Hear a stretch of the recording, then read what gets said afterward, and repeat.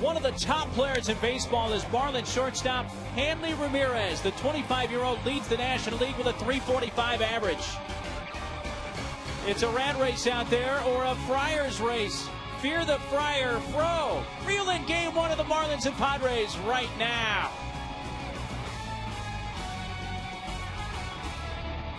Yeah, the Fish are in town, and happy Monday to you. Welcome to Petco Park for game one of this three-game series between the Florida Marlins and the San Diego Padres. And welcome into the broadcast booth with Mark Neely and Mark Grant. The Marlins are an interesting franchise. They seem to reinvent themselves every few years, but with that comes inconsistencies. You know, that's a good point because they've won a couple of world championships via the wild card. But speaking of wild, look at in the 46 wins, what they do, they score almost 6.5 runs, and in the losses, well, not so much. But when you really break this down to the batting average, the home runs, I think it boils down to one guy, and then everybody around him kind of feeds off that guy.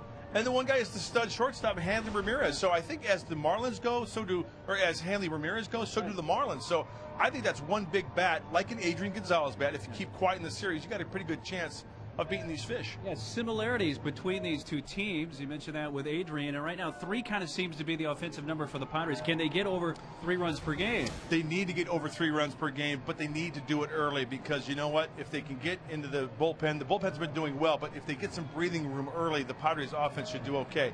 And as you look at that top graphic, score 3 runs or less in 9 of the last 10 games, well, they need to bust out early.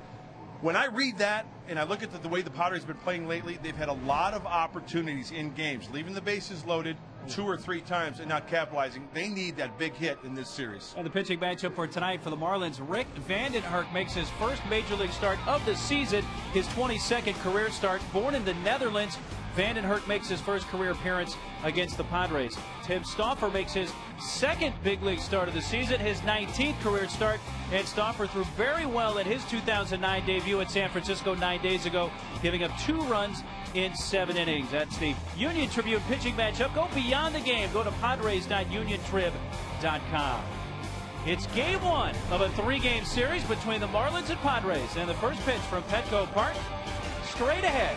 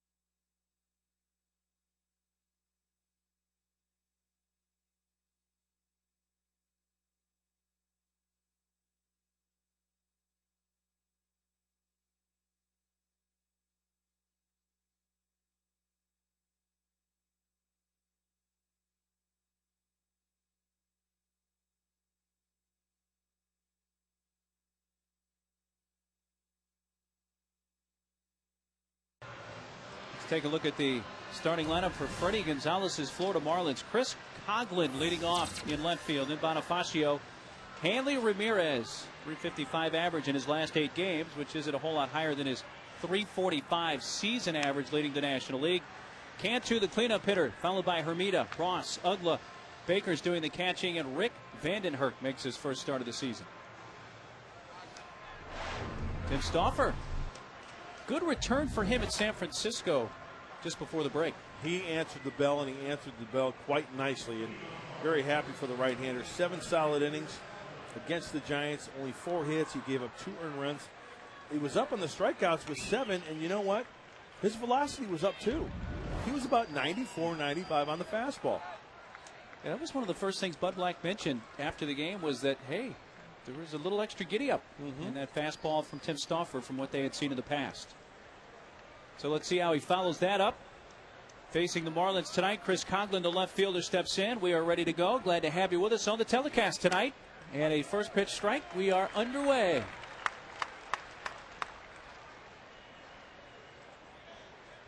A comfortable 73 degrees at game time tonight. And Coughlin belts one high and deep to right field, but Will Venable right along the edge of the warning track there to make the catch. Coughlin gave it a pretty good ride, but flies to deep right. Here's the defense behind Stauffer tonight. Venable making that last catch. Gwynn and Headley also in the outfield with him. And Luis Rodriguez getting the start at second base tonight. Errorless baseball for him in nearly his last 83 innings. And Luis has done a fine job at second base. Turned in the double play. Given the opportunity with David Eckstein being on the DL. And talked to David today, and he said he's getting close with that hamstring injury. Yeah, Eck did about a 75% sprint, so to speak. Meaning that didn't give it 100%, gave it about 75%. So he's getting there. Emilio Bonifacio, the third baseman, takes a strike on the outer half, and it's 0-2. You know, we're a big family here, right, at Channel 4? Absolutely. And I've got to give credit where credit is due because I'm that type of guy. But our producer, Eddie Barnes, just told me in my ear when I was talking about David Eckstein, and you mentioned how he ran like 75%. It's about the only time that Eck doesn't go 100%. Right, is when he's coming back from injury. So nicely done, Eddie. Duly noted. It's about time he came up. So what is it? It's game number 93.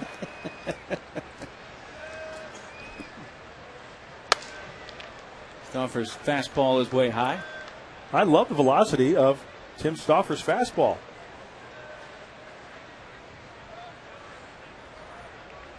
And Latos, who bringing it up there yesterday in his major league debut. Breaking ball is up high, 2 balls, 2 strikes. Latos, a lot of the talk after the game, his performance. A fine job. And a lot of the talk today before this game. And he just got caught by the pitch count.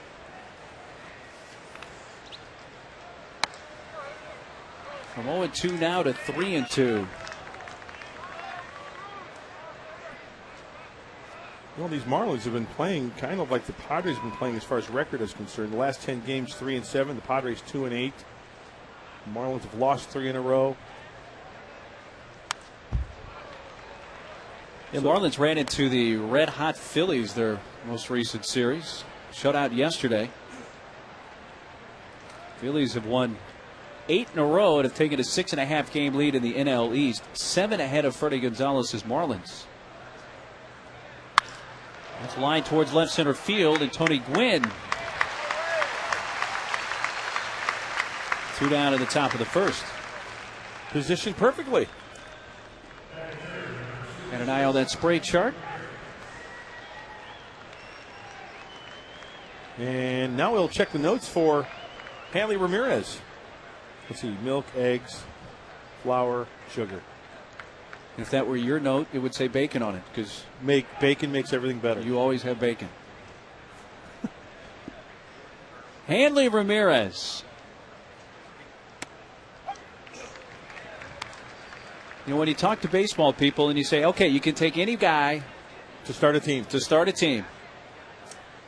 This is one of the first guys that they mentioned, if not the first guy. Yeah, you ask 10 people, and 7 to 8 people will probably mention this kid's name. I would choose Chase Utley. Really? If I had to start a team today, I'm picking Chase Utley. He's a little older player, but certainly. And then I would pick Ramirez as my shortstop. Well, that's a heck of a middle infield right there. Those two guys. Hanley Ramirez, who's been the starting NL shortstop in the All-Star game the last 2 seasons. And last week in St. Louis, 0 for 3.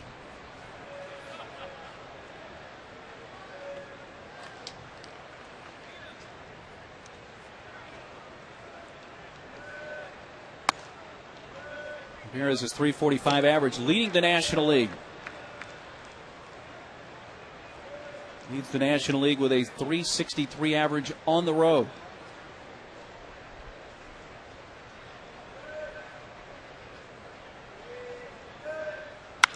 Belts one deep left field. Hey now.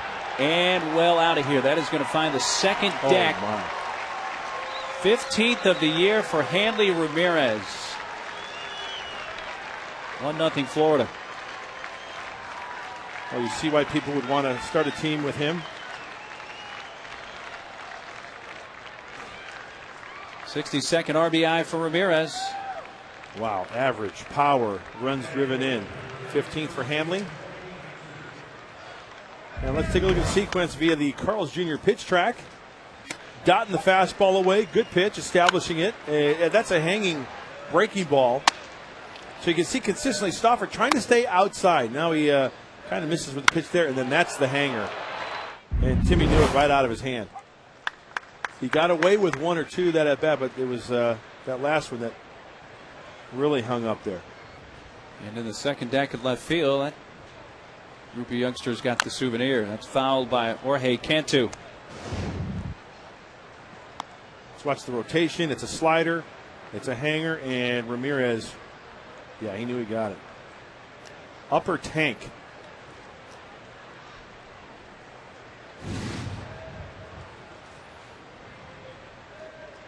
Wear the foam finger, you get a souvenir. Backhanded by Cabrera. And he gets Cantu with Adrian stretching into foul territory. Solo shot from Hanley Ramirez. And the Padres coming up in the bottom of the first.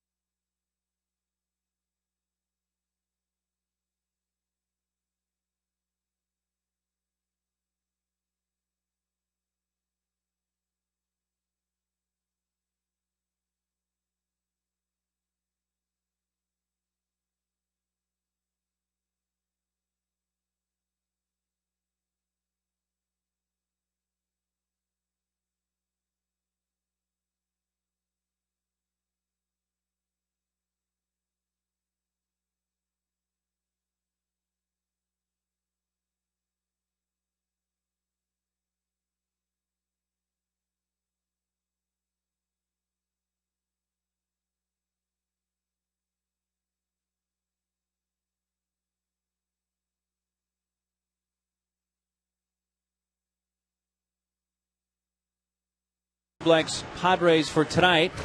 As Cabrera leading off playing short. Then Tony Gwynn. Adrian Gonzalez in the 3 spot. Kuz batting cleanup. Chase Headley, 7 hits in his last 6, including a big home run and a win over Colorado a couple of nights ago. Venable, Rodriguez, Lobatone catching, and Stauffer is the pitcher.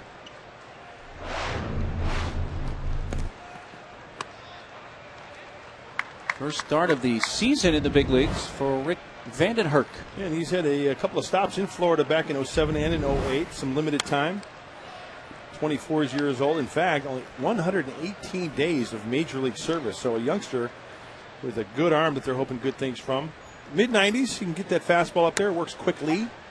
Fastball, curve, and a change. He throws a 2-seamer and a 4-seamer. Got it up there at 94 miles per hour to Cabrera. 2 balls and a strike. Sometimes can be a little erratic.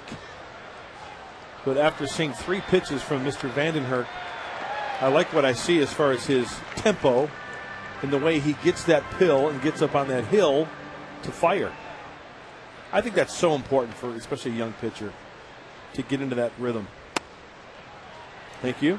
Pretty good pitch right there. Full count on Cabrera. Here's that last pitch. You be the judge. See that ball kind of tail back a little bit? A line into right center field. Cabrera takes advantage of extended life, puts it in the alley. He's thinking 3, but will pull up at second. Little leadoff double.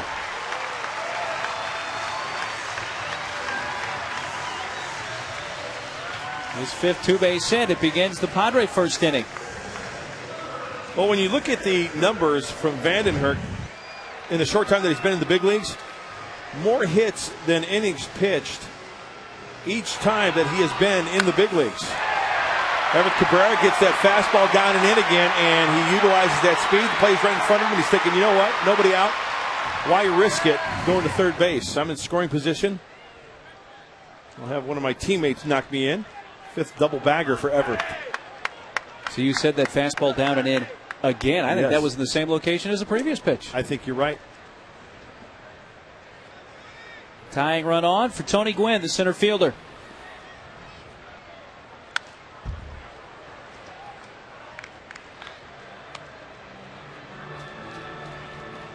One of these days, Mark Neely, inside the park, home run for this guy. Yeah, and I think it'll go in that direction, right center field.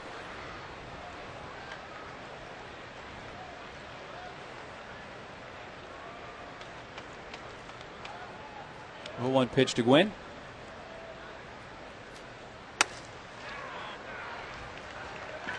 Tied a ball and a strike. 5-game hitting streak for Tony.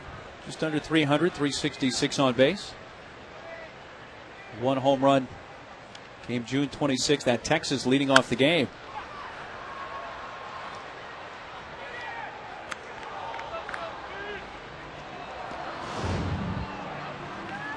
I think he wants this pitch back right down the dish. Just couldn't get that top hand and immediately wants that pitch back.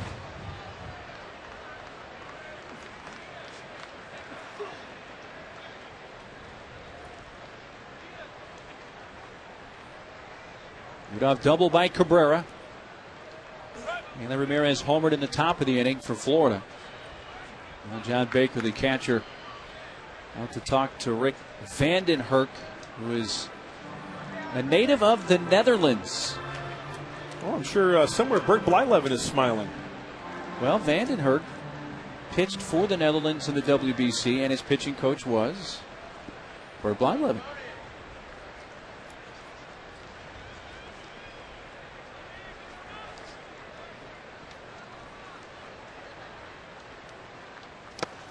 Down and in.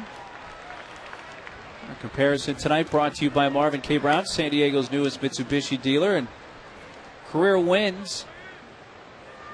Born in the Netherlands, and Bert Blyleven 287. Vandenherk second with 5.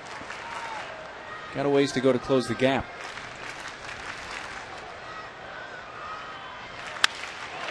Sound like he may have broke the bat, but it's into center field and caught by Cody Ross.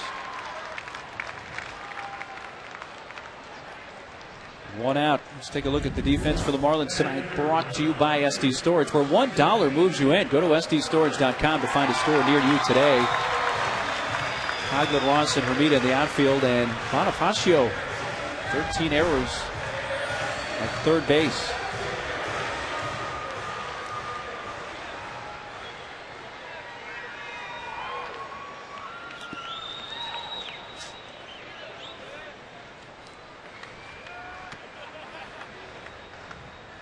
Adrian coming up.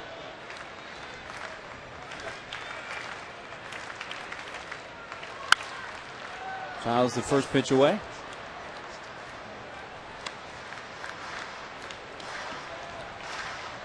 First pitch fastball at 92. And Vandenherk just trying to establish the fastball away, and Adrian couldn't catch up to it.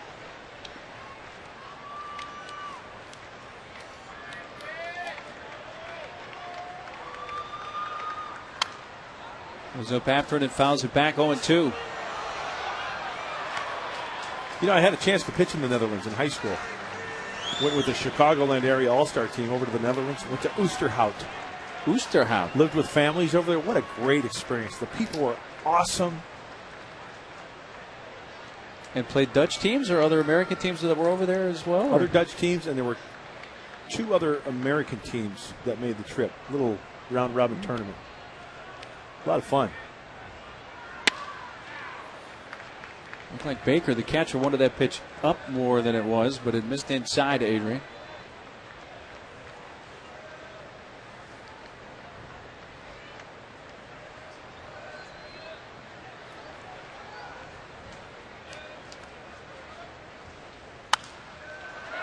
Fouls it off left side.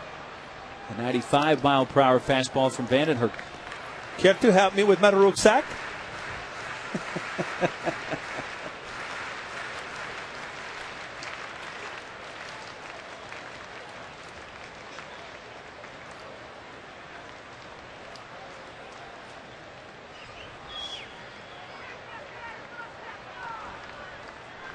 Long look by Vandenherk. You're now ready with the 1-2 to Gonzalez.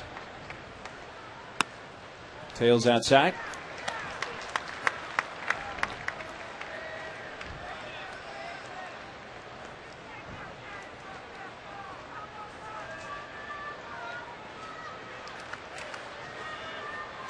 Leadoff double by Cabrera. He's the tying run at second with 1 out. 2-2 to Adrian.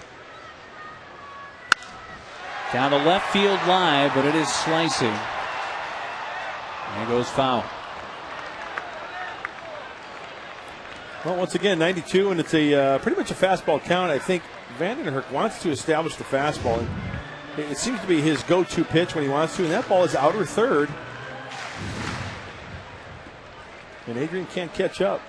Let's see if he sticks with that, or if he tries to move it in a little bit, because it seems like what pitchers try to do, if they get the bat out there and get it out in the outer half, they'll have a difficult time on the inner half. Tries to go in and just missed. Went with the slider. Yep. With a short breaking ball. Okay, he's got him going away right now. A little wrinkle in one just off the plate.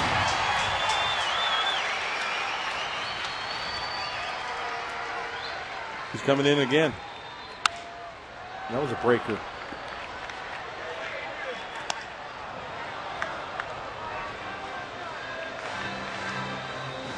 There's been a few pitches this at bat that Adrian has had a chance to hit, and that was a hanger.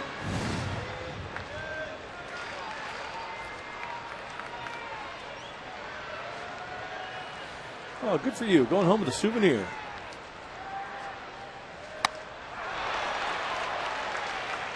Henry down on strikes, 2 outs.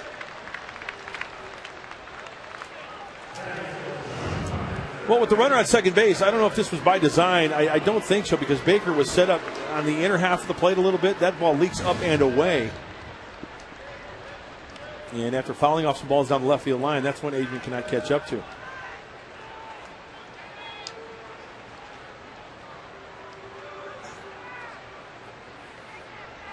Two away for Kevin Kuzmanoff.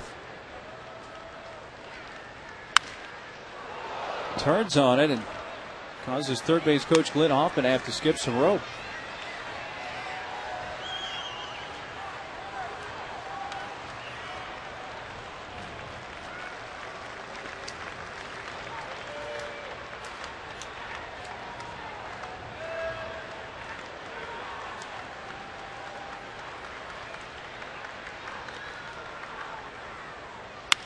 Gets jammed and a little flow to third. Caught by Bonifacio to win the inning. So the leadoff double by Cabrera. And Vandenherk works around it. Cabrera stranded at second. 1-0 Marlins.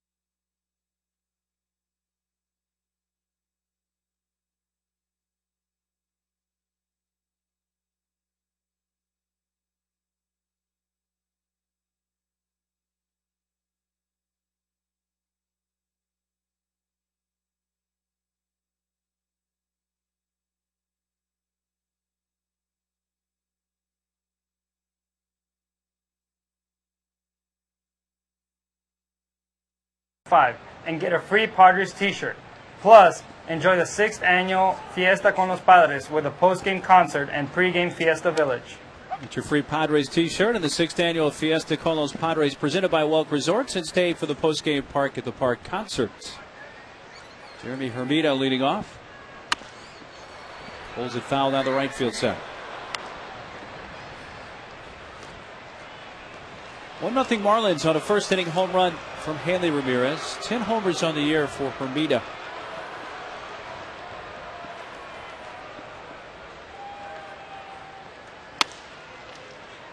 .90-mile-per-hour fastball is up high.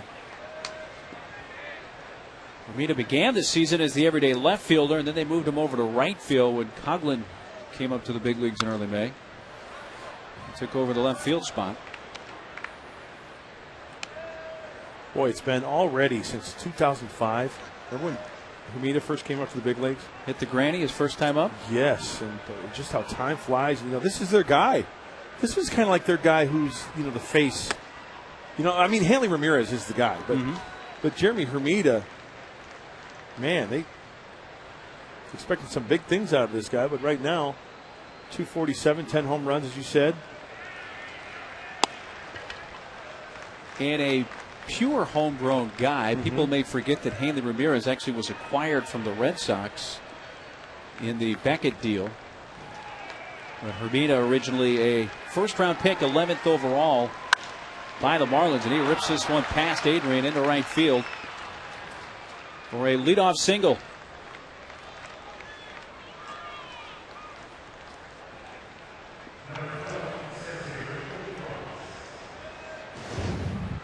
Well, he's known for his good swing from the left side. He gets a pitch that's up there, and Tim Stauffer wants to relocate that one. I don't care if a guy's hit 230, 280, 290. You see a straight fastball like that, you get a chance to put a good swing on it.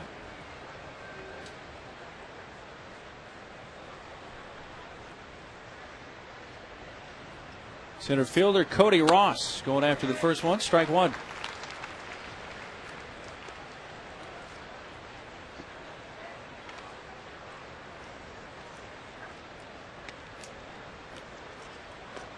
Marlins come in a game under 500, 46 and 47. They've dropped 5 of their last 6. Lost their last 3 to the Phillies.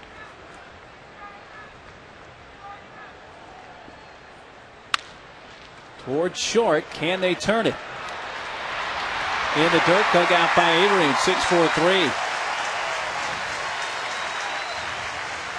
Everett had to go a few steps towards the hole to get that, but plenty of time to turn it. 85th double play turn by the Padres. Now we've seen the strength of the arm on the front end from Cabrera with the flip throw, and not the best throw. So credit Luis Rodriguez for hanging in there a little bit. Look at the flip. It's got some fuzz on it. And then Adrian on the pick at first base. Nice play all the way around, even though, see, every big leaguers, even minor, you can catch the good throw, right? You should be able to. I've always been taught, going back to my high school days when the coach told me, expect the bad throw. We can make the good catch on the good throw. Expect the bad throw.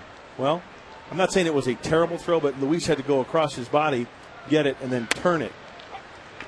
And then Adrian had to make the good pick exactly. as well.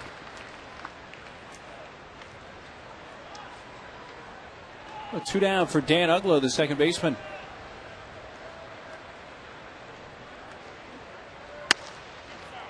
Inside to Ugla.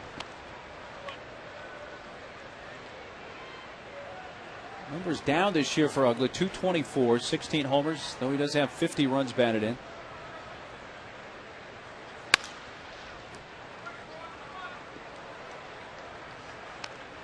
Ugla hit 32 homers last year. 92 RBIs, so. I love good stories like Dan Ugla, you know? Yeah, really, a guy. Rule 5 guy. Indeed, came out of nowhere, was in the Arizona system. That's towards third, behind the bag. Kuz, long throw, but got it there just in time. A hit, a double play, nobody left on. Stauffer faces the minimum 3 in the top of the second.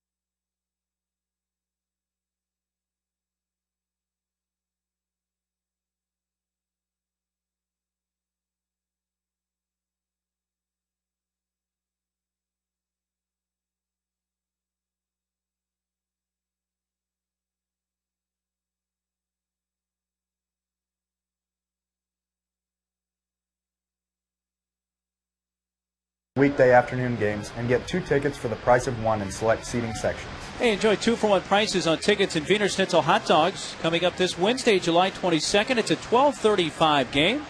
The Padres 2-for-1 getaway days presented by Southwest Airlines. And note the time change. It was a night game. Now it's a day game on Wednesday, 12:35.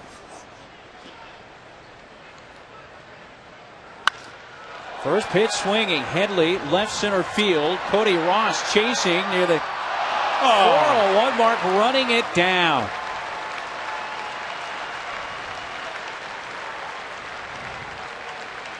Cody Ross. An outstanding running catch in the alley in left center field. By the route he took and the way Chase hit this baseball, I didn't think Ross was going to make that. Look at that. I mean, that's polo grounds. That's really, yeah, I know where you're going with that. Of course, I may be exaggerating a little bit, but this guy has done a great job at center field for the Florida Marlins. Wow. Taking extra bases away from Headley.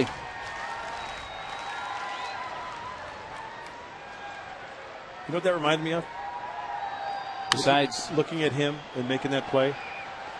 a young man by the name of Mark Kotze back when he was with the Marlins. Guy certainly known for his defense, his aggressive play on the field.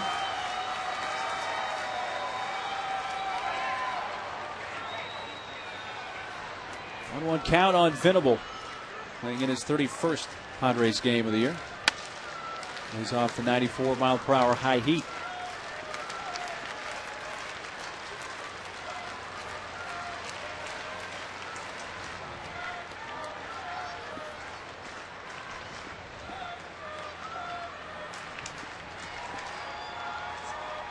Two-one delivery.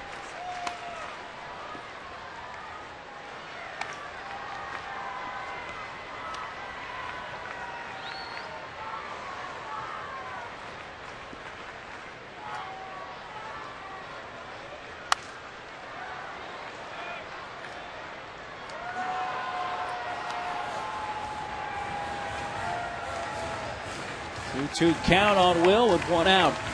Here in the San Diego second. Oh my! What's that skier's name? Blake, blonde-haired guy. Where's the mohawk? He does all the snowboarding and the extreme skiing. The second strikeout for Vandenhert. Or Home Depot doing more on defense play. Home Depot more saving, more doing, and he got in position where he basically just opened up the glove and boom. And the other thing that was impressive is he gave a flash look to the wall and where the left fielder was early on. That's a great play.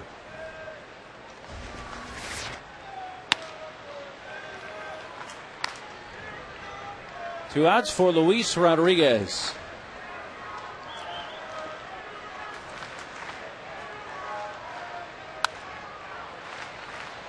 Ball and a strike. And switch hitting second baseman. Isn't it with Glenn Plakey, the extreme skier who wears that mohawk like that one guy we just showed?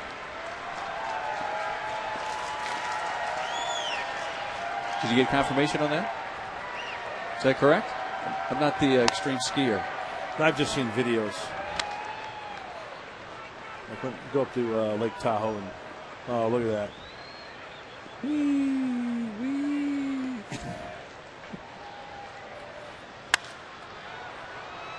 Down the left field line, Ramirez and Bonifacio, and Ramirez into foul territory.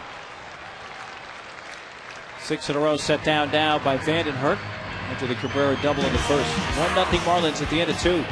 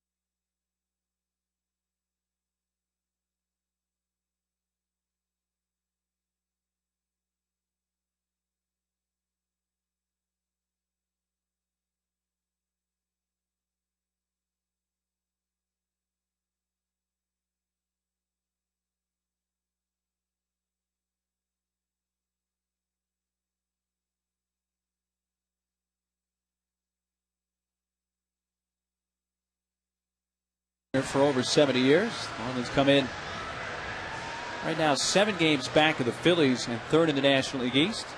And trail the all-time series with the Padres by just a single game. And there's their manager, Freddie Gonzalez. Done some very good things with the Marlins in his short tenure there. And you look at the history of the Florida Marlins franchise, and it's a pretty good trivia question when you say who has won 2 World Championships but have not won a division. That would be the Fish. 1997, 2003.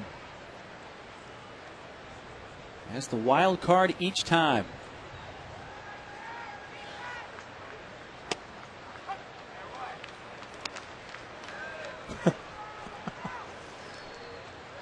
That's what's his name? Clint Savada from Clay Savada? Clay Savada of the D-backs.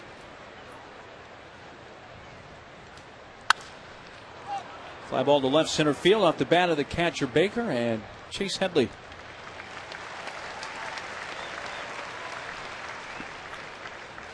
Stauffer getting the leadoff bat, and he'll face his counterpart, the pitcher Rick Vandenhurst. Only run of the game so far, a solo home run from Marlins shortstop Hanley Ramirez.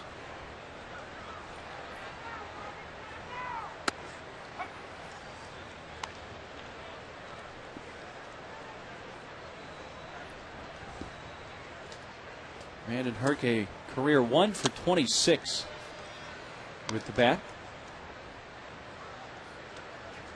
which was a single.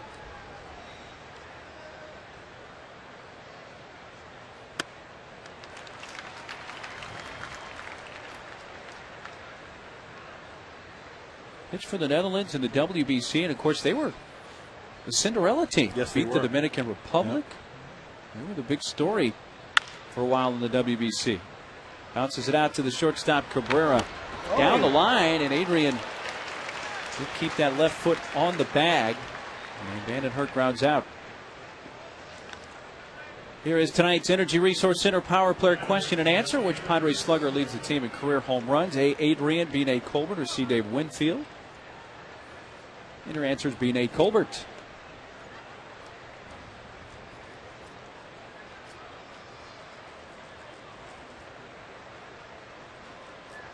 You say maybe someday Adrian will get to hit. What was it Nate did? He did 5 homers in a doubleheader? Yes. With 11 runs batted in? Yes. In Atlanta. Problem they never schedule doubleheaders anymore. It's always makeups for rainouts. I wonder when the last year teams actually scheduled doubleheaders. You know what? I'm going to say mid 80s. I was going to say in the 80s sometime. Those are great as a kid. Oh my gosh! When the schedule would come out, you say, "Okay, find the doubleheaders." Sunday afternoon, you mark it on the calendar 3 months in advance. You make a day out of it. 1-2 count on Coughlin. Of course, that back in the day was the way the schedule was done. They'd always play a doubleheader on Sunday and travel on Monday, right? When you're going back to the days of train travel. Reaching, and he hits a little flare out to short, and Cabrera.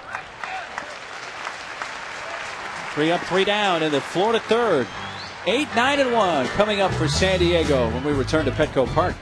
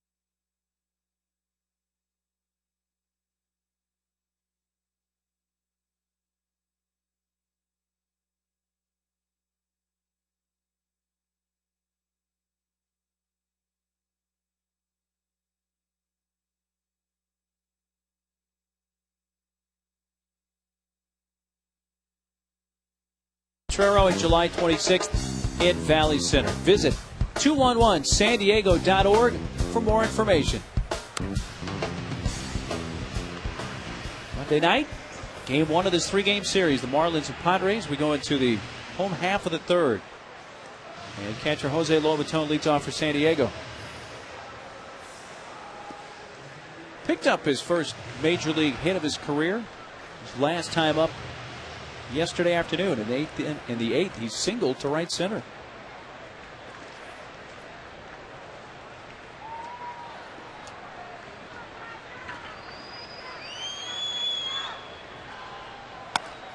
Ball one tails outside from Vandenherk. Lobaton is a switch hitter. We have not seen him bat right-handed as of yet. Playing in his 5th game.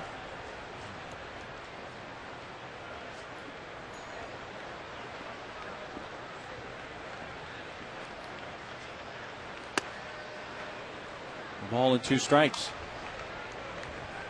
Lobaton, then Stauffer and Cabrera in the Padres' 3rd. That was one of those pitches that Lobaton swung through and looked at himself and said, my goodness, how do I miss that pitch? Oh, good fuzz on the inner half. 3rd strikeout for Vandenherk, 1 away in the 3rd. And it'll bring up Stauffer. There it is. He's not afraid. He is not afraid to bury that fastball on the inside part of the plate to the lefties. He has shown that early on.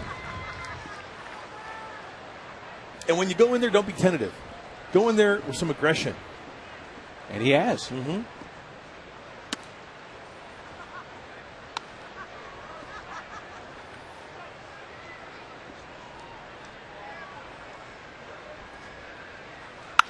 Stauffer on the ground, out to the shortstop, Hanley Ramirez. 2 away.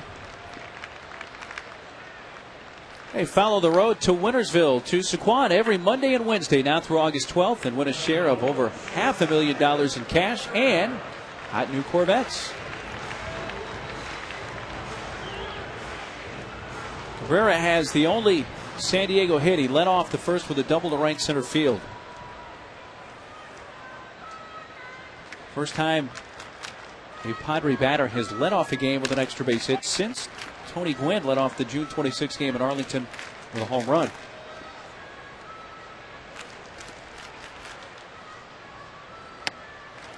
There it is again. And he's not missing by a lot there. Ball and a strike, plate umpire Dale Scott. You know, and I know we've talked a lot about, even Darren Balsley talks about locating the fastball down and away to hitters, righty or lefty, regardless if you're righty or lefty pitcher, right? But think about it. If you throw low 90s, mid 90s, and you can hit that inside corner down and in, how many guys can actually, there are some left-handers, maybe some right-handers who can turn on it, but how many guys can really do something with that pitch? You can consistently repeat and hit that spot, you would think that would lead to a lot of success.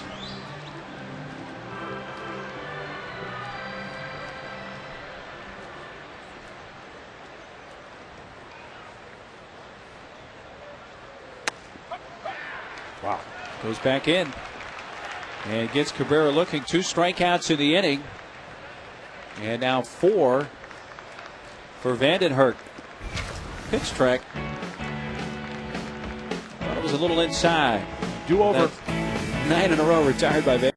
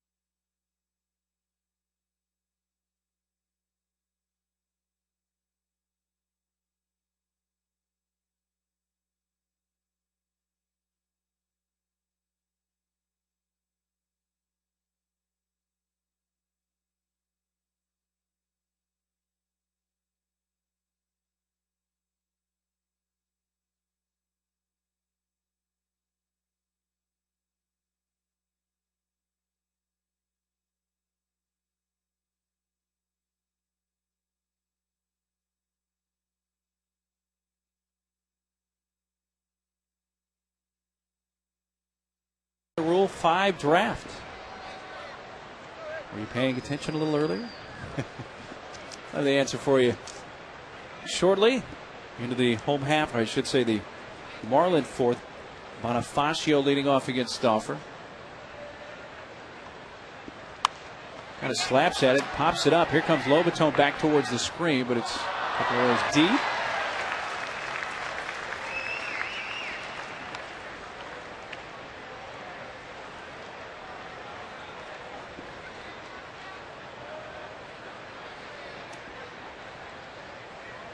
Now, you had mentioned earlier, Mud, an inside the park home run. Yes. Predicting one at some point for Cabrera. Well, Bonifacio has one home run this year, and it was an inside the park home run. On opening day against the Washington Nationals, a team that he had played for last year. It was the first opening day inside the park home run since 1968. And the guy who hit this inside the park home run, I was floored by. Okay, 1968 was an American League or National? It was an American leaguer. Al Kaline. Pretty good guess, but no. Was it a Detroit Tiger? It was not a Detroit Tiger. Okay, and the reason why I say Detroit is because 68, Detroit, St. Louis. It was somebody who the year before had a spectacular season. So a good year in 67.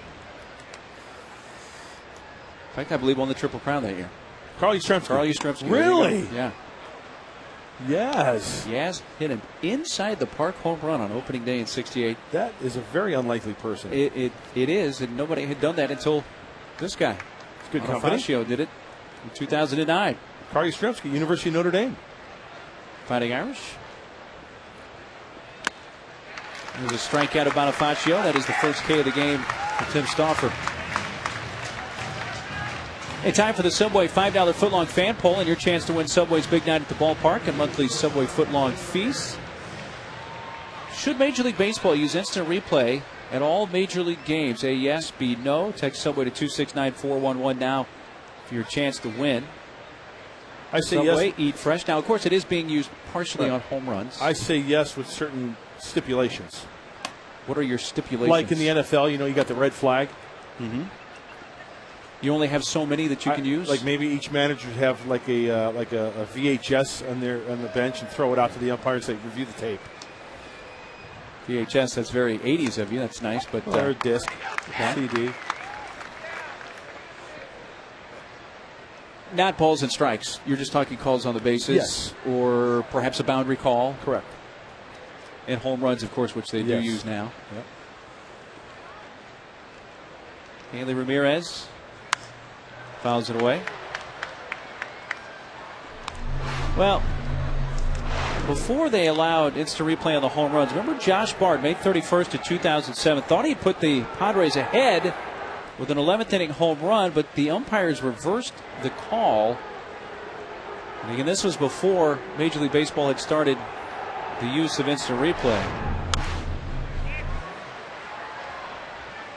Yeah, Josh Bard went a little George Brett there. Yeah, that was in Pittsburgh.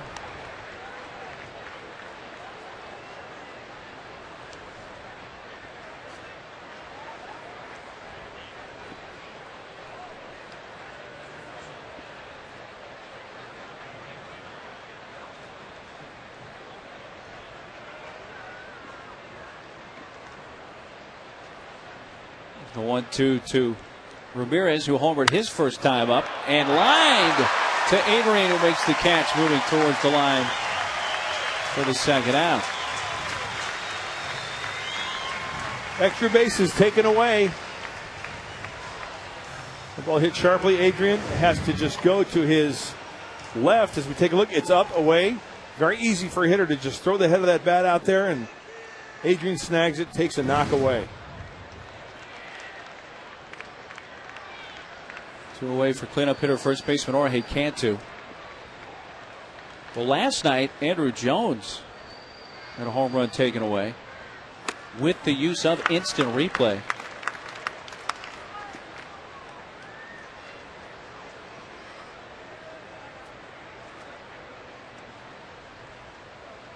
0-1 to Cantu. Strike 2 call. Well, this was last night. Andrew Jones down the line. Thought he had a home run. Originally ruled a home run, but then they went back. Instant replay. Third base umpire Brian Honora signaled home run, but then after further review, they correctly ruled it foul. Strikeout to Cantu. 2 Ks in the inning for Tim Stauffer.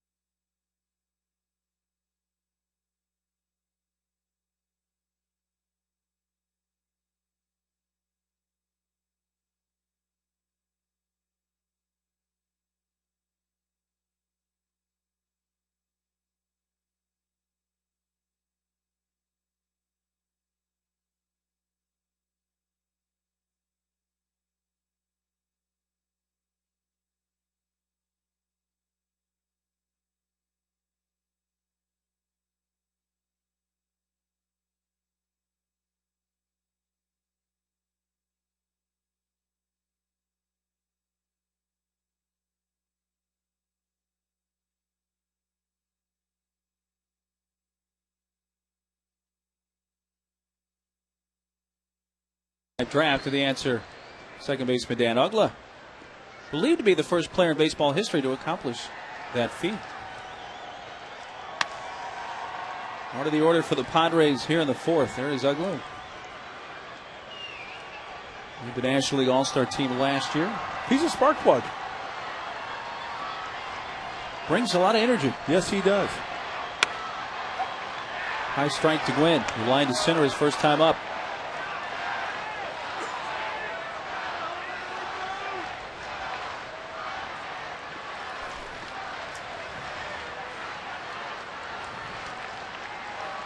And Adrian and then Kevin Kuzminoff.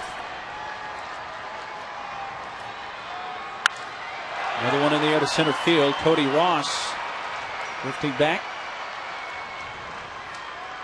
And one gone. Vandenhert has retired 10 in a row since Everett Cabrera doubled leading off the first. 47 pitches, and you look at the ratio, pretty darn good, 2-1.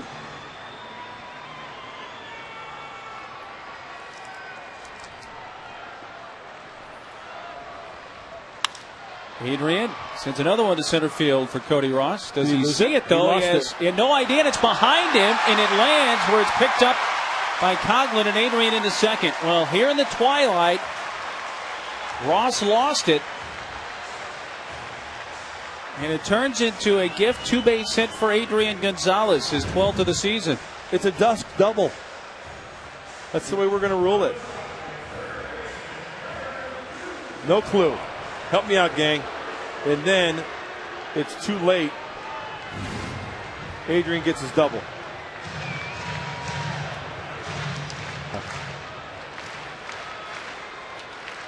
I remember Mike Cameron, when he was in a Padre uniform, he had a little trouble with those balls this time of night, early in the year.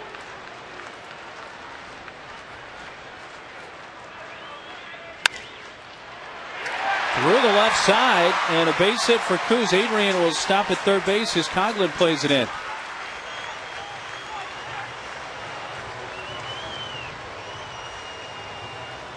So Kuz, who lined out to Bonifacio in the first, this time gets it between third and short on the ground. So the Padres swinging early against Vandenhurst. As we take a look at that little skimmer there, he went down and got it. Do you remember the last time he got him out? Inside. That pitch was inside, but it was down.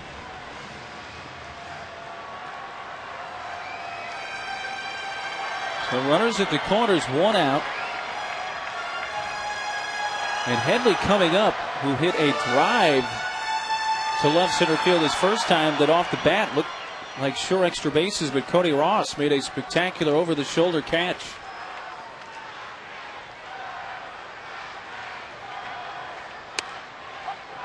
Oh, 1-1.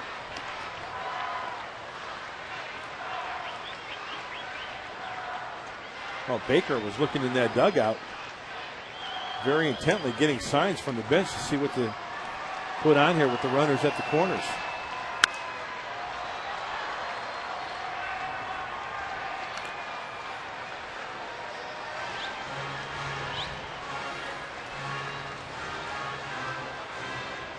So much to know as a big league catcher, huh? You got to know your staff, you got to know your bullpen, you have to know the signs, you have to know who's running, you have to know who's up the plate.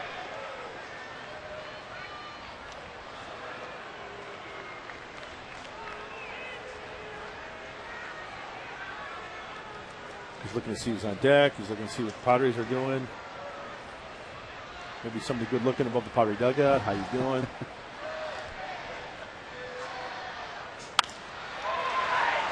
Short left field, Coughlin, and the runners hold.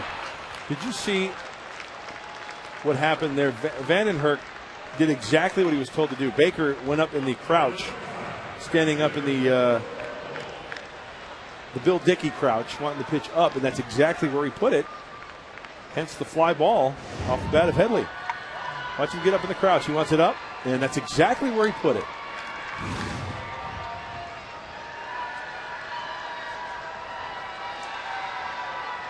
Well, 2 away for Venable. Will a strikeout victim his first time?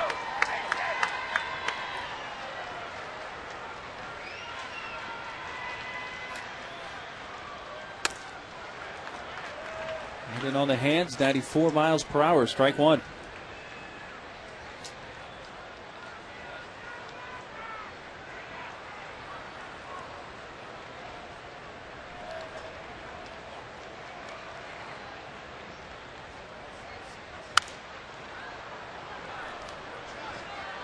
Vandenhurst ahead, no balls, 2 strikes. One out double for Adrian in the twilight. Ball lost by the center fielder Ross. Single by Kuz. Headley flied out.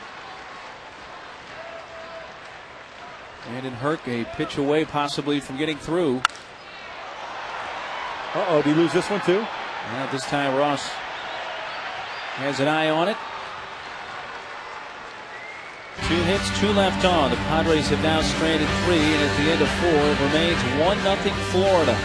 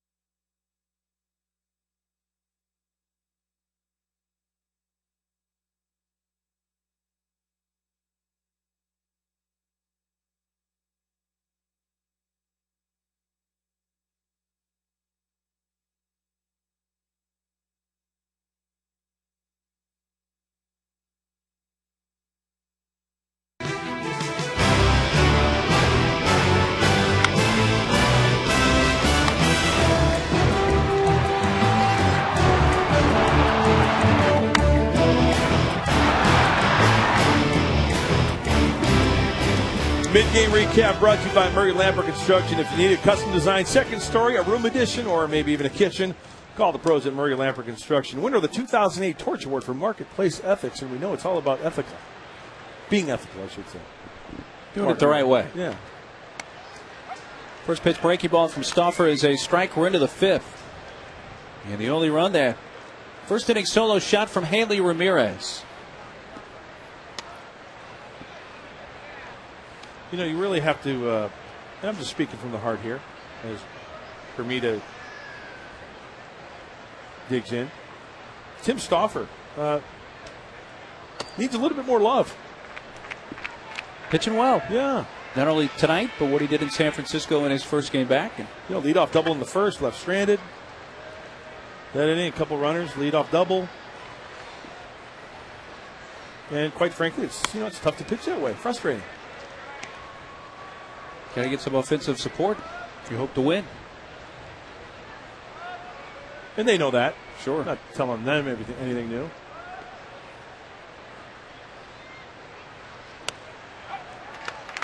Catches the outside corner.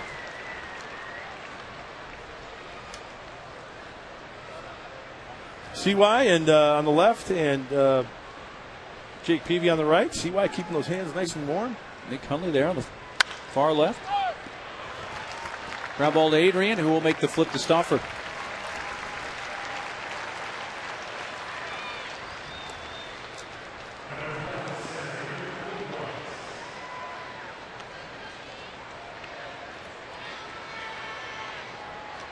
Nine straight now retired by Stauffer.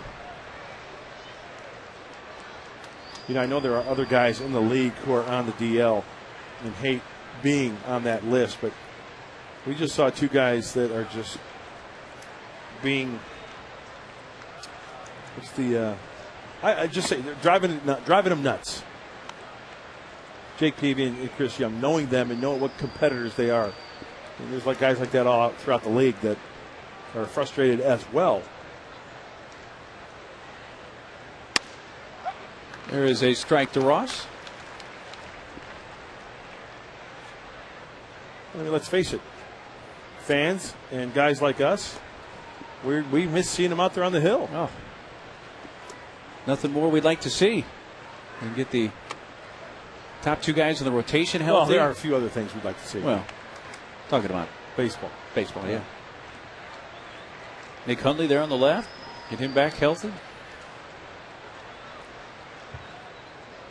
When it rains, it pours as far as the injuries, unfortunately. You know, that's a nice shot there because Nick Hundley, the young catcher, also, you know, trying to nurse his way back and maybe getting some insight from the two big league pitchers. You're always learning, right? You're on the DL, but there's always something you can do to help your game. Tim Stauffer issues his first walk of the night. And it ends his string at 9 in a row that he had retired. There's two more. Henry Blanco and Brian Giles both on the DL as well.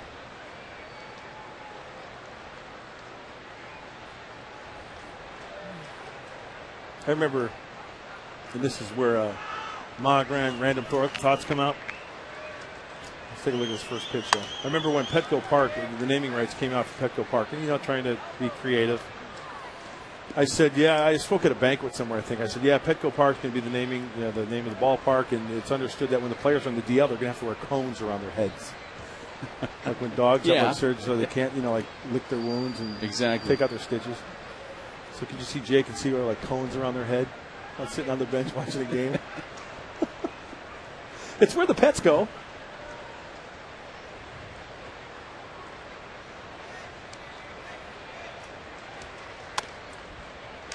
A little bit high there to Dan Ugla. Grounded out to Kuzmanov at third in the second inning. Ugla, whose last name in Swedish means owl. Really?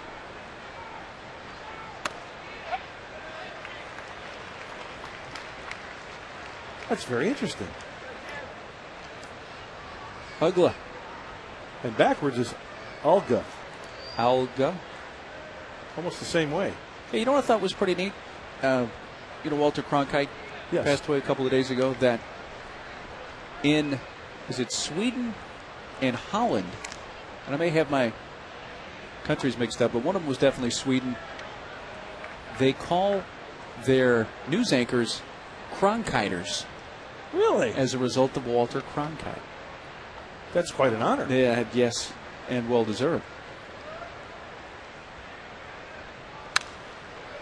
Now to play right side into the second deck.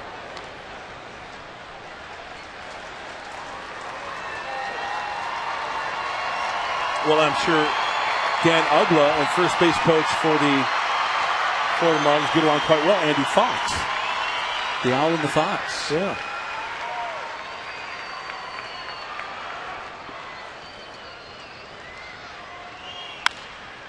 He gets it into left center field. Ugla has a base hit.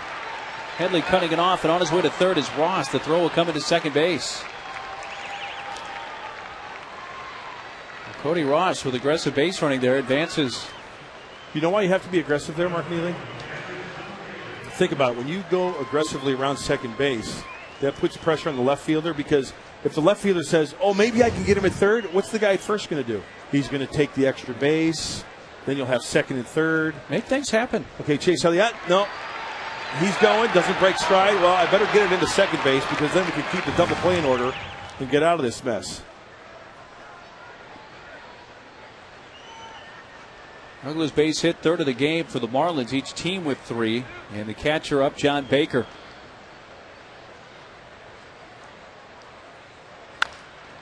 Towards first, Adrian, runner coming home. Here comes the throw to the plate, and tag out is Ross.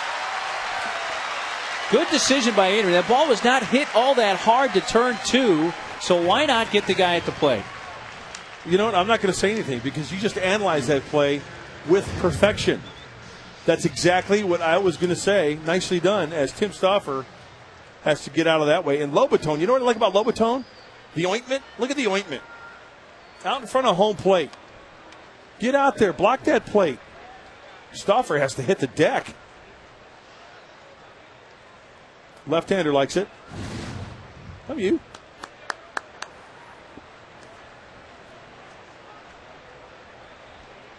So runners are at first and second with 2 outs, and the pitcher up, Rick Vandenherk.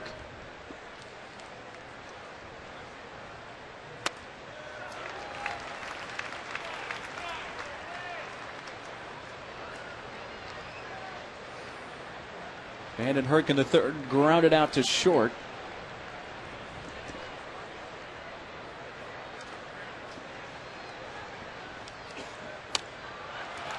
Swings over the top of that, 0-2. Nice.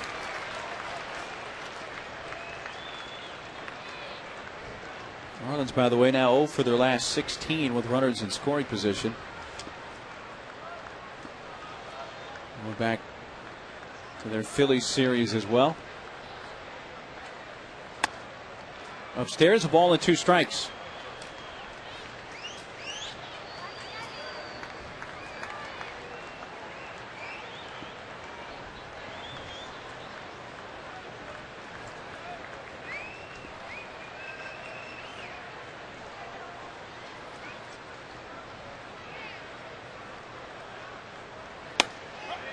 Got him on the outside corner.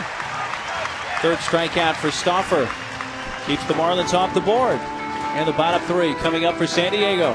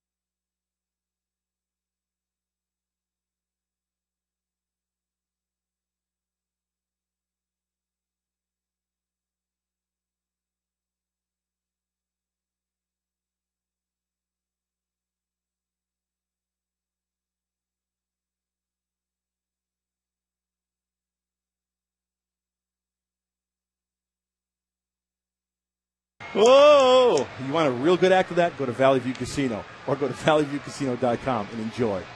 Volare. Whoa! Don't even say anything. I can't follow that. You can't. You don't sing in the shower? I do at times, yeah.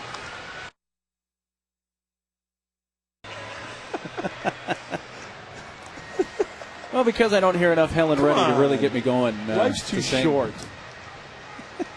Belt out a tone every now and then, or a tune, I should say. Oh, howdy, partner. That's East County. Lakeside, yo. The rodeo. Bottom 3 for the Padres in the 5th. Shortening up, he takes up and away for ball 1. Luis Rodriguez fouled out to the shortstop Ramirez in the 2nd. By the way, I can use a cup of coffee. I see you got your tea there. You get a little tea. So now masculine enough for you? I'm going to have a cup of coffee. Speaking of coffee, you know who makes the best frappuccinos in Alpine? Candace and Alexis at Adesso. Oh, yeah. How you doing, by the way? You know, on Luis.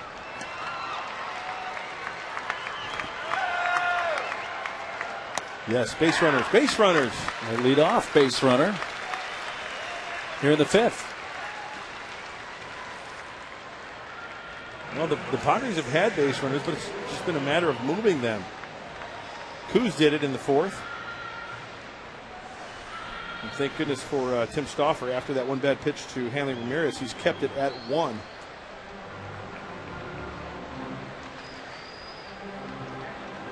Catcher Jose Lobaton. He's strikeout victim in the 3rd.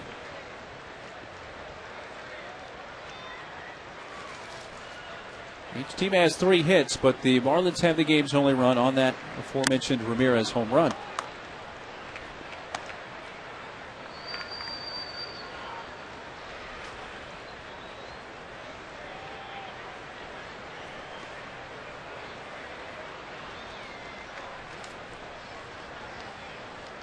Oh, 1 pitch to Jose.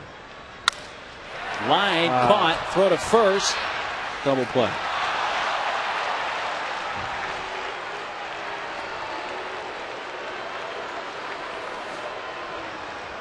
4-3 DP, 2 outs. Now, as a base runner, we used to go through base running drills in spring training, pitchers and position players alike. The one thing that they always stress, line drive freeze.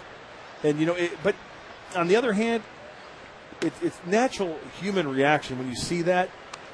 You want to move up, right?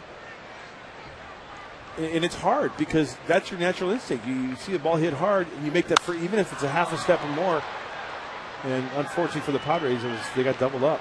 Our Mercedes-Benz E-Class attention assist of the game. It started with the walk, with the double play. Nobody left on. 1-0 after 5.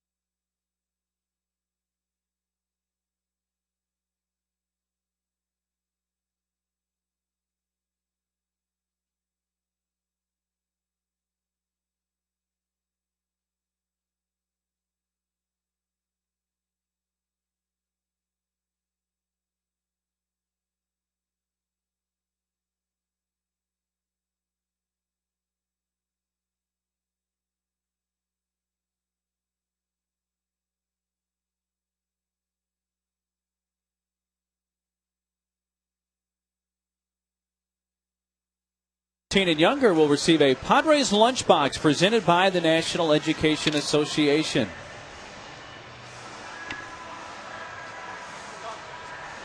One run, 3 hits for the Marlins. The run coming on a Hanley Ramirez solo homer in the first. No runs, 3 hits for the Padres. San Diego's left 3. Marlins have stranded 2, and we go into the 6th inning. Top of the order up for the Fish, and Chris Coughlin, the left fielder.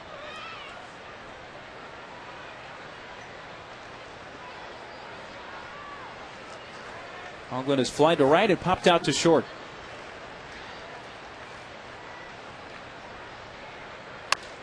Breaking ball up high, ball 1.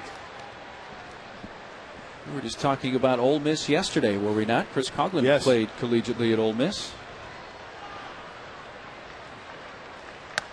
Seth Smith of the Rockies also played at Ole Miss.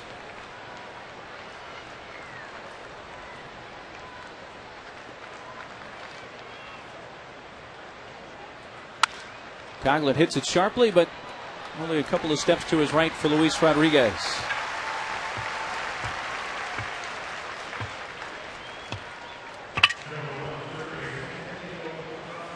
Stauffer now at 81 pitches through 5 1/3. In his return to the Padres last Saturday, actually Saturday the 11th, through 97 pitches in 7 innings at San Francisco, giving up 2 runs, 4 hits. The 2 runs came on a Pablo Sandoval home run.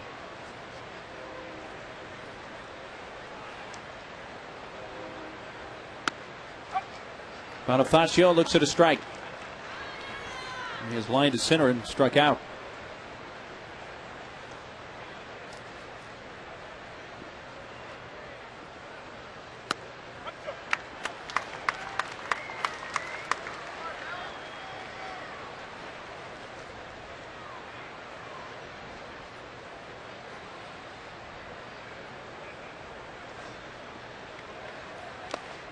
Smothered by Lobaton.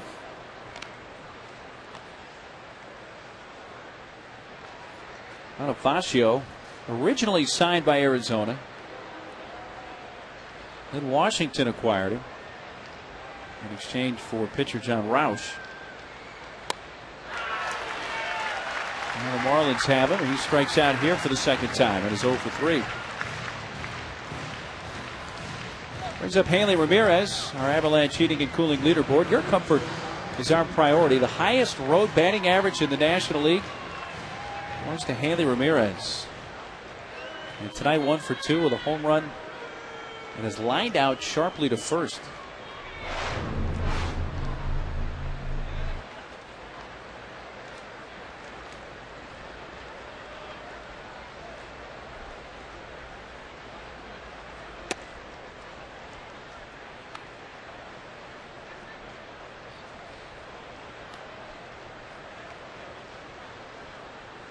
Even at 345, so he's bumped that up a point to 346 with his 1 for 2.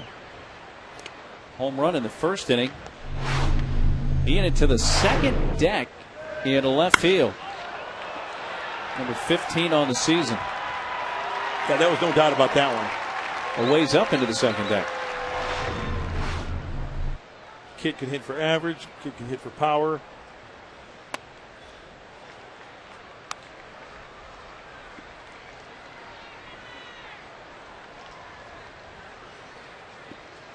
You know, that's what the Marlins have done well in their reinventions of themselves when they have had to give up players the caliber of a Beckett.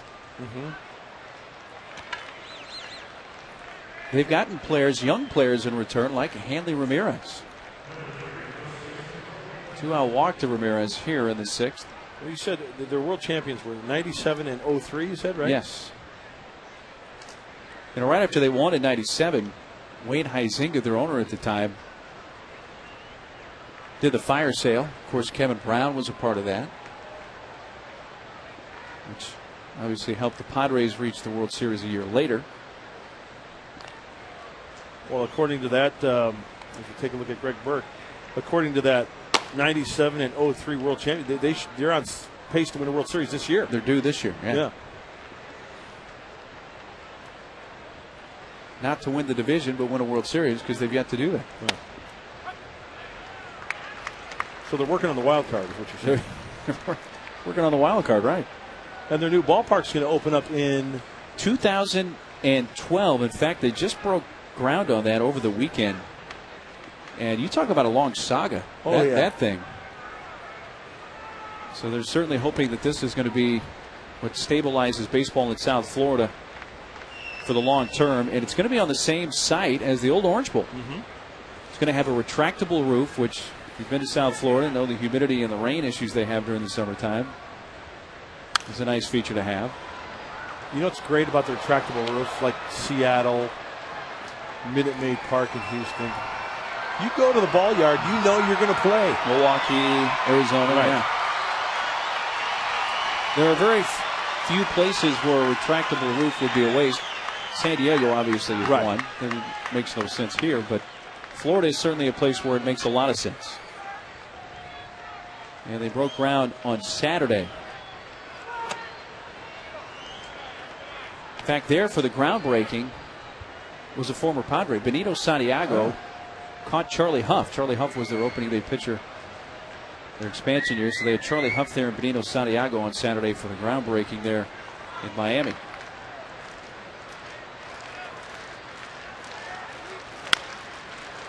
Foul past third. $515 million projected for the ballpark alone. Then when you throw in area around the ballpark, infrastructure, they're talking $675 million, and the ball club putting in about $150 million. It's been a long time in coming for the Marlins. I've never been to the Orange Bowl area. Quite frankly, it's not been a great part of town, but that's part of the development of what they're hoping that this new ballpark will bring. Kind of sounds familiar. Exactly. Revitalization. Revitalization.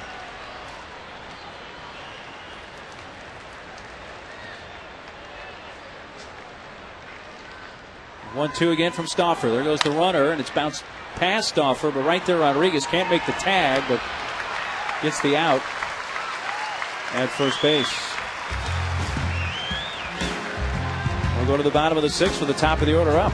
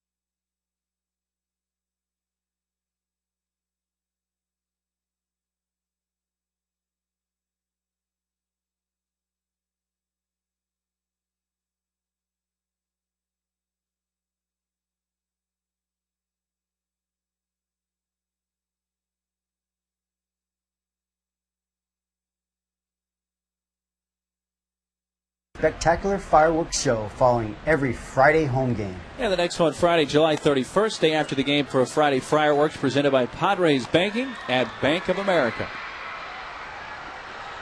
Top of the order in the San Diego sixth, Everett Cabrera leading off 1-0 Marlins on a first inning homer from Hanley Ramirez. Everett doubled in the first and fanned in the third, 1-4-2.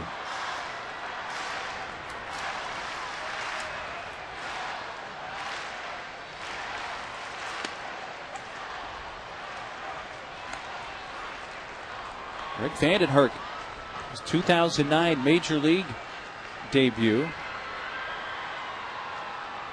Has pitched parts of each of the last 2 seasons with Florida. That one just fouled past third. He's doing a nice job on the pitch count also. You know, I really don't like to. I'm not a big fan of the pitch count because the pitcher or the hitters will let you know as a pitcher whether you need to be, relieved or not. Let's take a look. 67 pitches.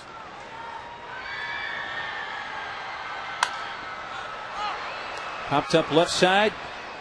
Bonifacio drifts back over into fair territory to make that catch. I can remember minor league days back in the 80s throwing like 130, 135 pitches. Sure, yeah. Well, you tell the story. Was it a Ryan no-hitter? And they asked the manager, did you have concerns? It was Alvin Dark back with the Giants. After the game, the guy pitched a complete game. I can't. So it wasn't Nolan, obviously. Then it was. He said, "Are you sure? What's his name was okay for the 9th inning?" He goes, "Yeah, because he only had 156 pitches."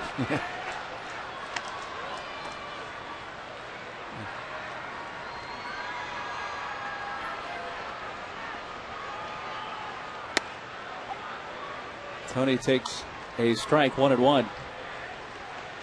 Well, Bud Black was just mentioning the other day, one of his pregame chats in the dugout, pitch counts certainly can be deceiving. There can be a hard 85 pitches a guy gets to, and there can be an easy 110. Sure. Depending on how a guy gets to that particular mark. There was a pitch count yesterday for Matt Latos, and Bud said today, he did tire near the end of that outing. Broken bat right back to the mound for the second out. Let's look at our Cabot Woodstein legendary performance on this date.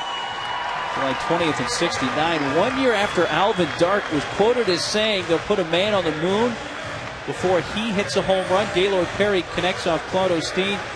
And Perry's home run came 20 minutes after Neil Armstrong stepped on the moon and said, that's one small step for man, one giant leap for mankind. That is a great story.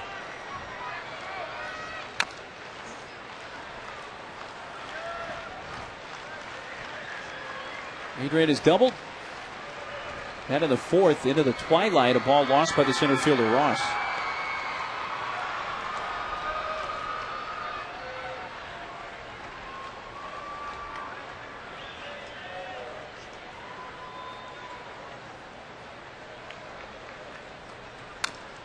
Adrian gets jammed and fouls it, no balls, 2 strikes. Do you remember the moonwalk? A little too young. You know what? I'm not sold on it yet. Oh, you think that was all done in a Hollywood studio, huh? Mr. I'm kidding. Remember the movie Capricorn 1? Yeah. That's why I say that. Oh, yeah, it was filmed in Hollywood.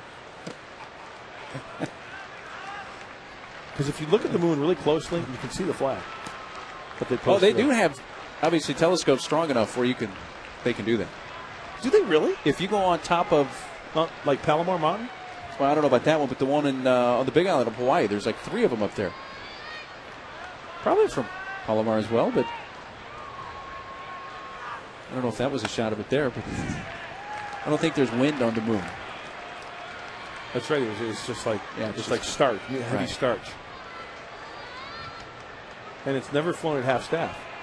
Yeah, it's tough to kind of go up there and change that. Adrian, left field, deep. The drought is over. This game is tied 1-1. Number 25 for Adrian Gonzalez.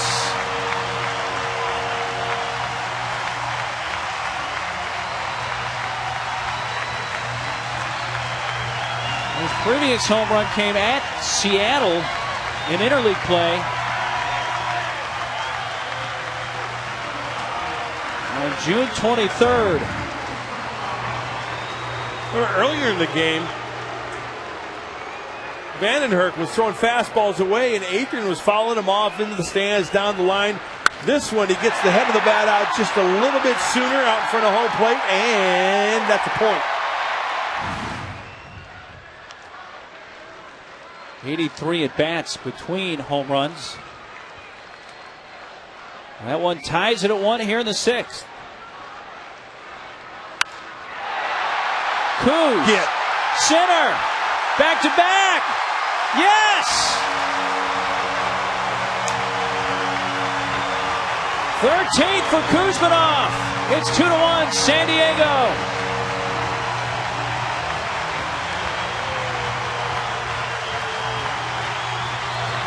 Second time this year the Padres have hit back-to-back home runs.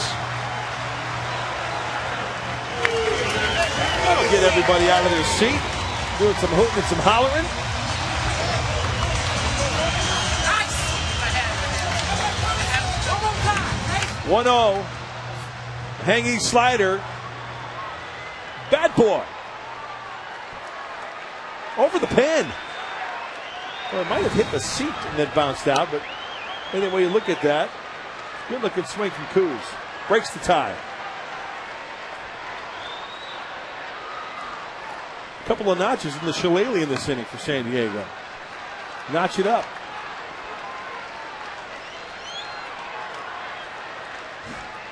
Adrian and Hairston hit back-to-back homers in the 6th inning of the June 1st game here against the Phillies.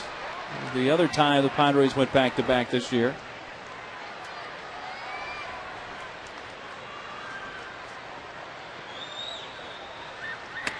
Headley, that one at his knee, jumps out of the way.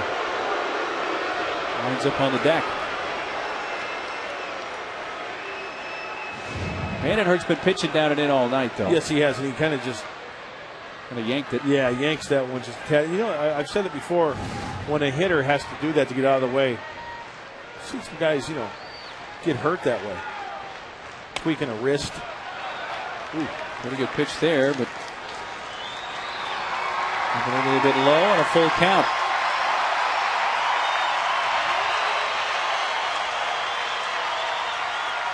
See if he goes soft away here. I think he's going back in. He tried to bury it, but bounced it. After retiring the first 2 in the inning, 3 in a row have reached. The back-to-back homers, now a walk to Headley.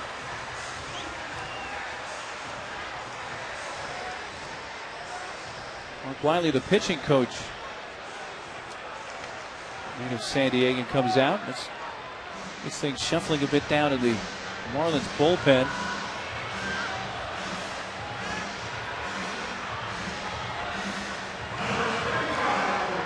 Oh, the pitch count up to 85, but once again, Brendan Donnelly looks like he's going to get up. It's not so much the pitch count, it's the pitches that he has thrown and the pitches that the Padre hitters have smoked, right?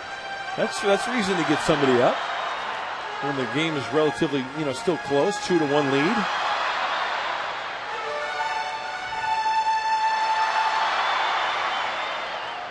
Also going to get up Steve Foster, the bullpen coach. He's going to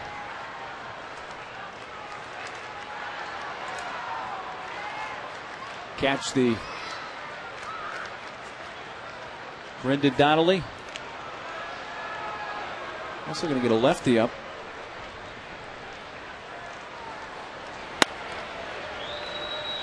Your Delta Tau Chi name now is Pinto. Reniel Pinto.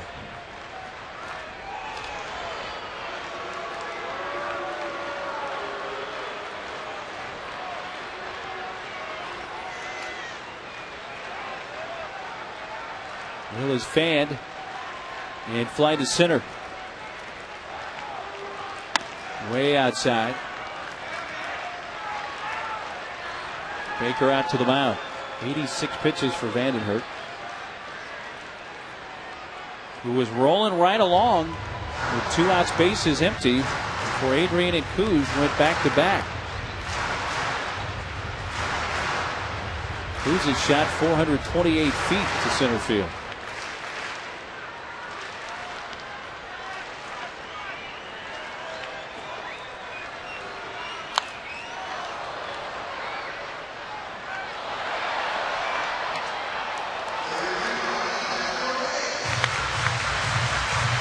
Padres have 5 hits tonight. 4 of them have gone for extra bases. 2 doubles, 2 homers.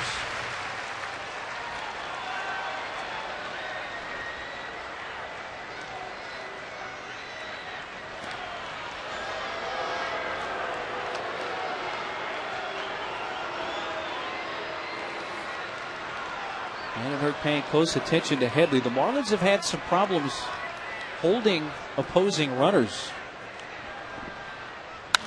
Giving up a lot of steals. That's to left field. Coughlin. But the Padres claim the lead as Kuz and Adrian go back to back. First it was Adrian to left, and then Kuz a couple pitches later to center field. And at the end of 6 innings for Petco Park, San Diego 2, Florida 1.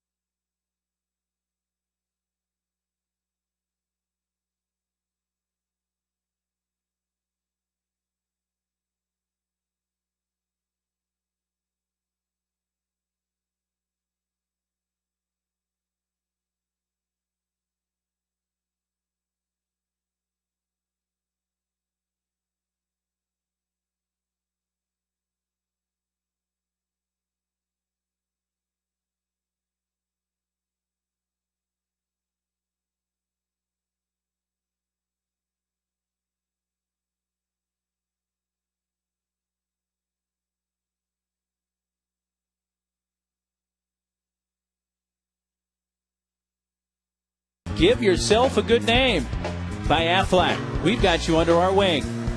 And by the North County Transit District. From North County, take the coaster train to every home game at Petco Park. 7th inning, new pitcher for San Diego, right-hander Greg Burke. Well, 2-1 San Diego, but they've had other opportunities to pad that lead and get more runs early on. But Greg Burke coming on here in the 7th. It'll be in the middle of the order. And the one thing you like about Greg Burke, he throws strikes, fastball, a sinker, slider, and a split finger from the right-hander out of the bullpen. Last time out for Greg was on Saturday night. Pitched an inning against the Rockies. Struck out 1.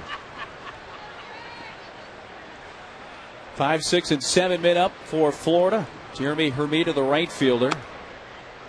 He tails away for ball 1. More positive news for Tim Stauffer tonight. Yes. 6 innings, 1 run, 3 hits, 2 walks, 4 Ks. 94 pitches. Good back-to-back outings. Hermida lines at right field. Coming in, Will Venable at the plate on the bounce. Second hit of the game for Hermida, and he's on to begin the 7th.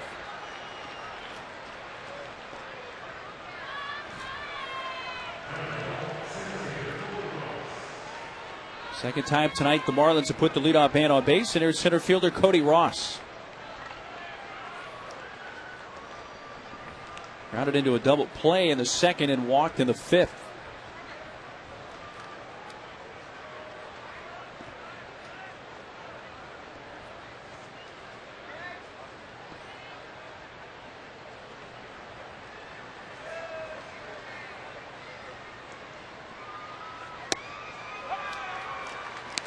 First pitch strike to Ross.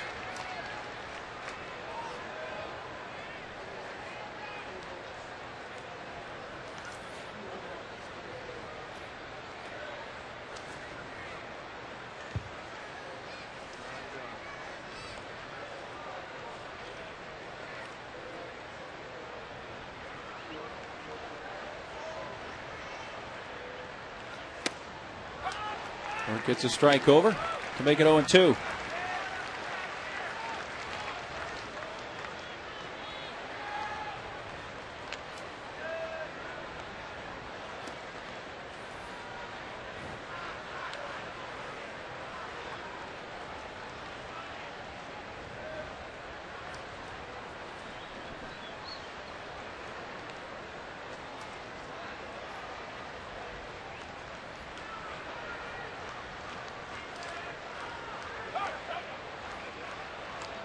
Time very late in the process there.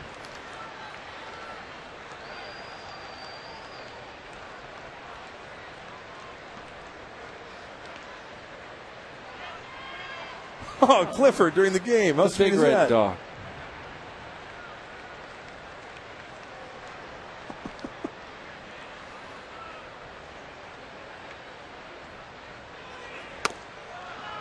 Off the outside corner, 1-2.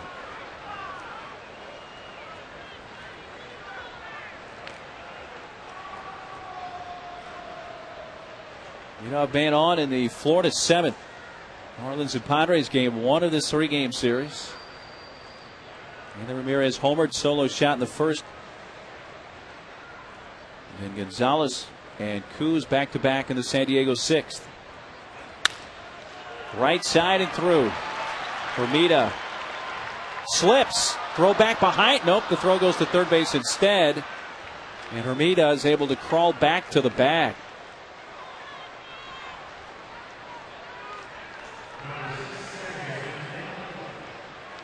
Well, you have the single. Now you have to worry about the extra base hit. Tim Stauffer pitching very well, getting a 2-1 lead. Burke with the sinker, and that's a nice job of hitting as the ball goes to right field. Missing the cutoff man, but you know what though? The runner slips, gets back. Yeah, it's a little embarrassing, but it happens.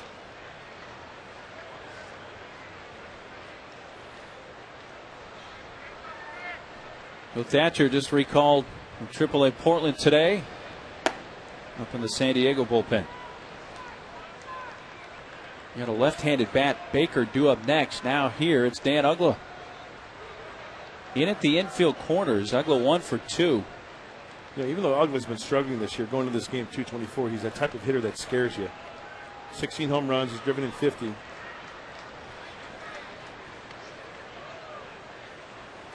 Guarding against the bunt, but are you convinced he's going to try to bunt here? Yeah. And this guy's got big time power. Yeah, that's what I'm thinking. If he bunts, thanks. Wave and a miss. Well, his first year with Florida, first year in the big leagues was 06, June 11th of that year. Showed his power, crushing one on top of the Western Metal Building.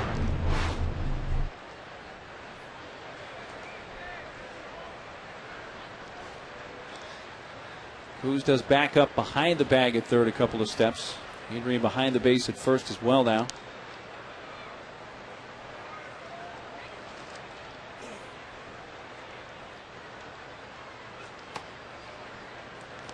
Well, this is the first time for Uggla to bat 7th in the Marlins batting order this year. And here he is with 2 on, nobody out. In a 1-run game.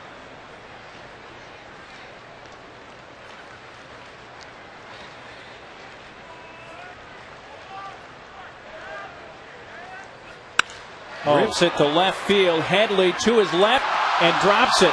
Get it in. The bases will be loaded. He got a glove on it. It looked like he may have overran it. You know what I think? He didn't realize how hard the ball was hit. He went directly to his left, and that's why he had to reach up to try to make the grab. And you know what? If there is a silver lining there, everybody moves up 90 feet. As we take a look, see his route. He goes directly to his left, but realizes, I might have to go back a little farther. Luckily gets a glove on it. And now, like I said, silver lining here, well, no runs. Everybody moves up 90 feet. Now there's a force at any base. That ball was scorched by Uggla. It is a base hit. And the bases are loaded with the catcher John Baker due up. Aaron Balsley out. And had the lefty Thatcher heating in the bullpen. But now Gregerson has joined him.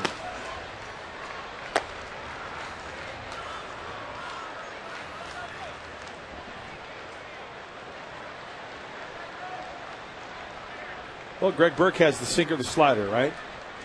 Good sinker. He definitely needs a ground ball here. And the ideal situation would be the 1-2-3 double play.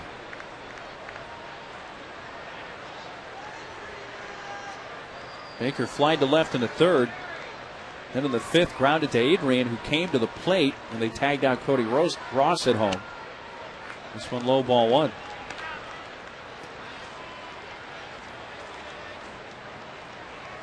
Padres just took a 2-1 lead. Back-to-back homers from Adrian Gonzalez and Kevin Kuzminoff in the 6th. Ramita, Ross, and Ugla all aboard for Florida with nobody out in the 7th. Well, Baker's grounded into 6 double plays this year. He does not lead the Marlins. Cody Ross leads in that category with 9, but the Florida Marlins as a team has grounded into the fewest double plays this year in the National League.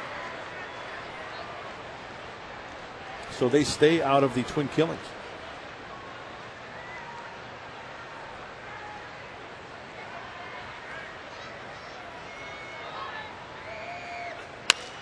Slow tap. Cabrera. The only play is at first, and this game's tied. Ramita scoring.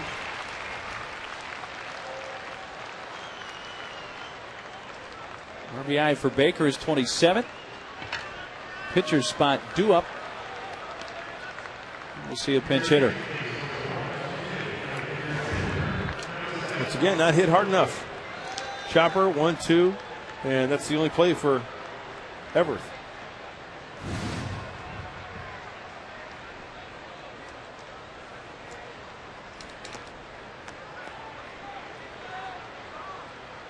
Ross Gload pinch hits. He's their best pinch hitter off the Marlins bench with the most pinch hitting appearance. 10 for 38. He's driven in 9, and they will put him on. Which will bring up another left-handed hitter, Coughlin. And we'll see if that brings Thatcher out of the bullpen or what the Padres will do. There's Coughlin, who tonight is 0 for 3. Well, lefties are batting .314 off of Greg Burke. Lefties off of Joe Thatcher, .240. So if you're going to look at the numbers, Thatcher would be your go-to guy. Called forward to the pinch hitter, Gload. It doesn't necessarily always mean that the manager would make that choice or make that change. But it looks like Buddy's going to make a double switch. The pitcher spot is due up 3rd in the bottom of the inning. Venable made the last out.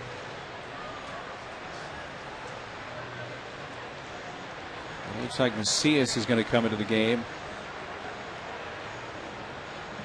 Take Venable's spot at right, bat 9th. We'll have the new pitcher Thatcher in the 6th spot. You can stop by Discount Tire. Actually, it'll be Gregerson. Stop by Discount Tire for a free tire inspection and air gauge. And if you're not satisfied with one of their tires, feel free to bring it back.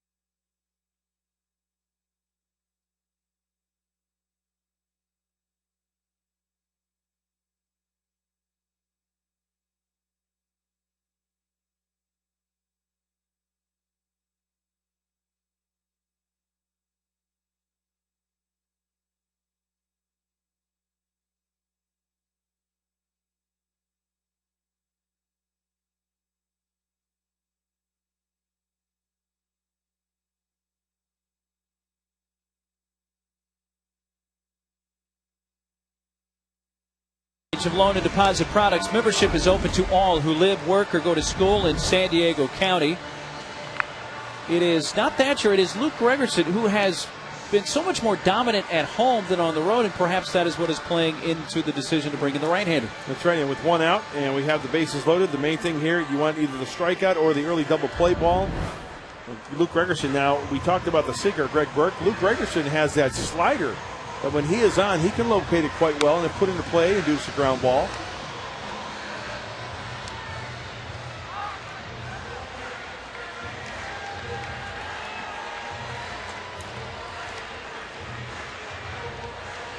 Part of the double switch includes Drew Macias, who takes over in right field and will bat ninth.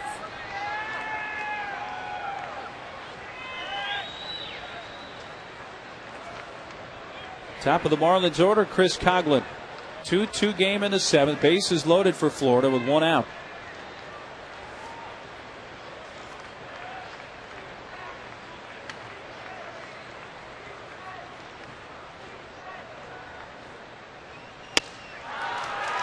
That's a good pitch. And I have to think that Bud feels that the strikeout, he doesn't want the ball put in play right here. Perhaps Coghlan, who's only hit into a couple of double plays this year, want to preserve the tie. And perhaps the best way to do that in this instance, to get the second out, would be the strikeout. But can he get it of Coghlan, who is 0 for 3 tonight? Hit deep down the right field line. Foul ball. Strike two. Grand Slam home run, though, has been a Grand Slam friend to the Marlins. They've hit 6. Only the Phillies have hit more in the National League.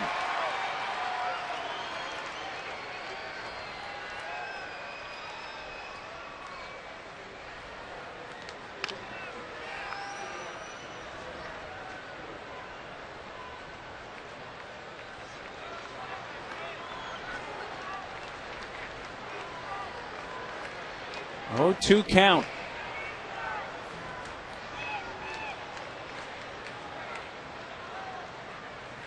Oh, up and in. Good pitch. You don't see that too often anymore, you know? Come up and in. I'm not saying up around the noggin, but that's at the front, that's at the shoulder. That's at the tricep area. There's nothing wrong with that.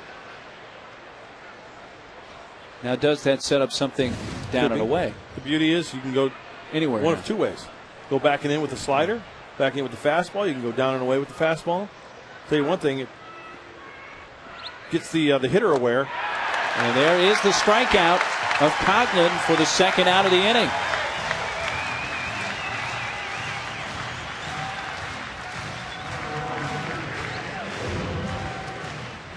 Great location, great tilt, and have to protect with 2 strikes.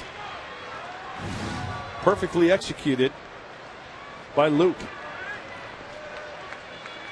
How about the left-hander policing the area a little bit, getting a little trash out of there, being eco-smart?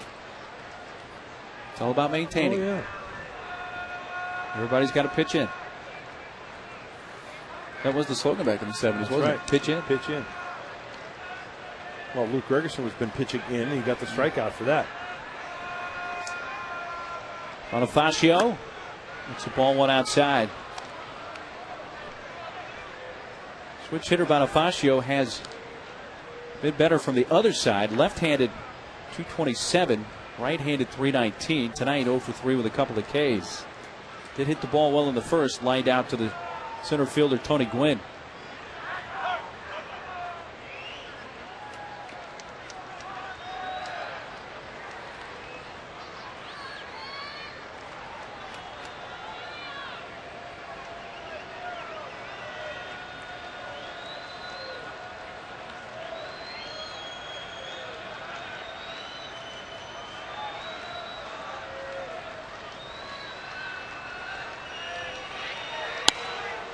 Shortening up. Interesting. Very. I don't know whether it was just to create some movement or something. And you got to force out at the plate. Yeah, I wouldn't think that that's right. The wise move here. You know, Bonifacio is not your prototypical third baseman, a guy who leads the major leagues with 12 bunt hits. Normally you think of your third baseman as a big power position, which again, Bonifacio's only homer this year was inside the park. But now 3-0. And no place to put him. Not forcing in the go-ahead run. You know, maybe he did that just to try to jar Luke Gregerson a little bit. That may be working here. You know what really stinks is he battled to get that strikeout to Coughlin, and now I know he hasn't. Yeah, he's just taking there 3-1. But to have something like that happen, kind of take the wind out of your sails a little bit. Unless you have Hanley Ramirez on deck.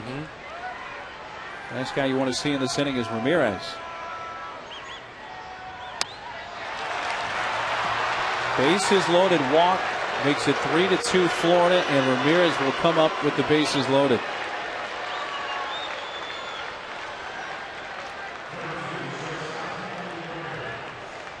Best laid plans. Darren Balsley pops out of the dugout. I think this is maybe a little refresher course, maybe a scouting report to go over with Luke Gregerson, just as a reminder how to start this guy off. Because remember the home run in the first inning.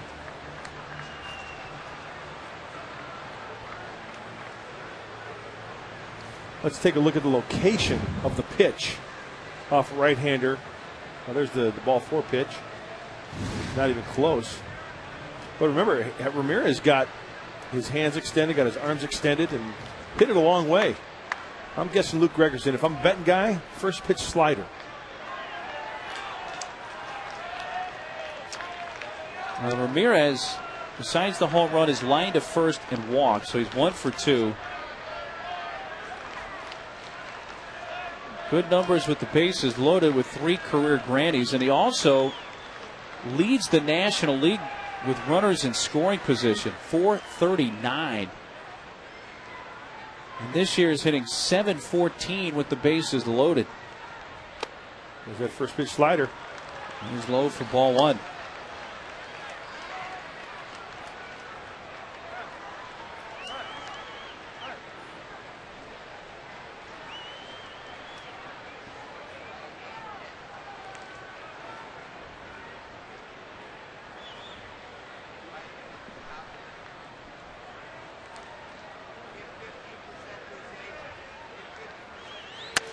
You know, 2-0. Oh, thank you. Ooh.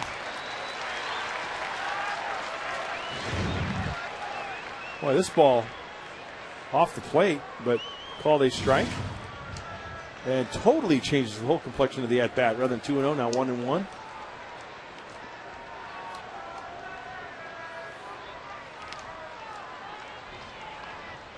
Bases loaded, 2 outs, 3-2 Marlins in the 7th. Ramirez, the 8th man to bat in the inning. A check swing foul.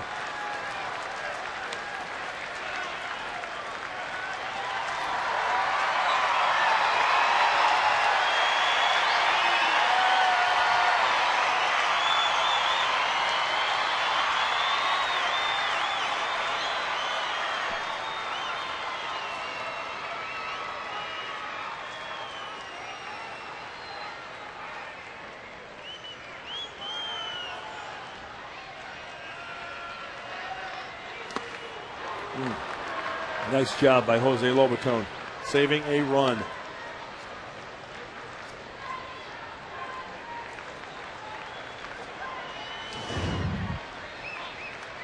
See the rotation slider, that ball's going to check back up, and then that's the proper technique. I mentioned it earlier, he was out working with Ted Simmons a couple days ago, working on that. Getting down, getting dirty. And a big pitch coming right here. A 2-2 to Ramirez with the bases juiced. Oh. And a pitch to Hackett there. Yes, he did. Sometimes you get away with one. Pretty much right down the dish.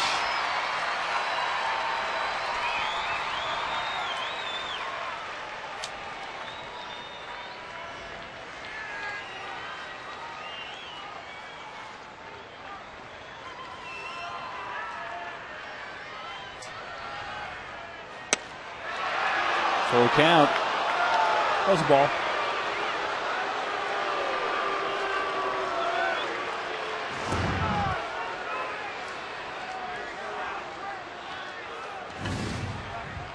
Now, just for the viewers at home, because we've shown that pitch track many, many times, that's calibrated by one of the best in the business. That's pretty accurate. That's pretty darn accurate.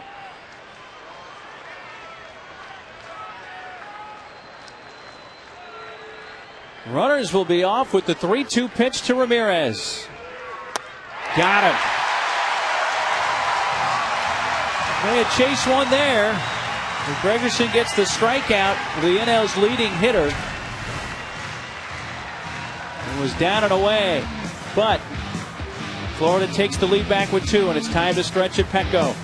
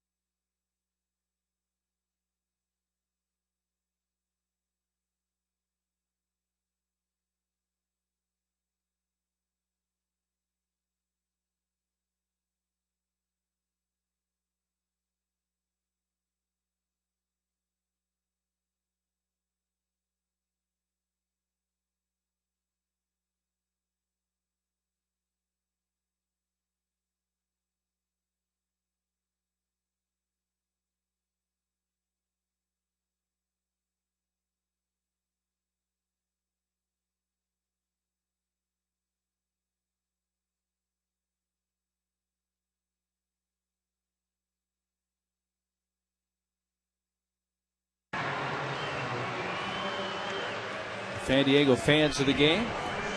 What age should a kid get his first cell phone? Should he even be a kid to get his cell phone? Quite honestly, yeah. As a parent, high school. And I'll tell you why, because so much happens. I mean, it's such a different world going from elementary school, middle school to high school that you need, where do I pick you up? Do I need to stay after school to get some help? That's just one man's opinion. Need some communication. Kiko Calero now on the mound for the Marlins. Well, the Marlins took advantage of some walks and great numbers from Kiko Calero. 174 batting average against.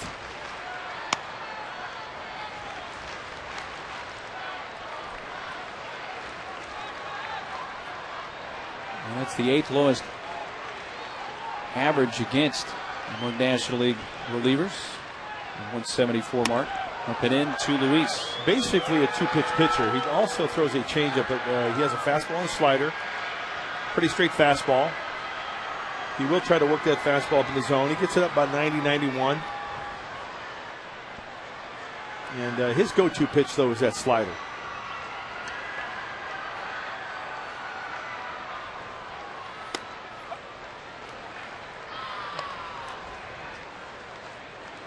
Looks like a big old chalkboard in school, huh? Power outage. Auxiliary scoreboard. What's Lips doing there? Come on, Lips. Oh, they're like looking around. Oh. 3 balls and a strike. Luis walked to the 5th. He's also fouled out. I think. Was that Jeff that was getting up out of his chair? Was he trying to go check out the hamster? See if the hamster was like in the cage on the wheel?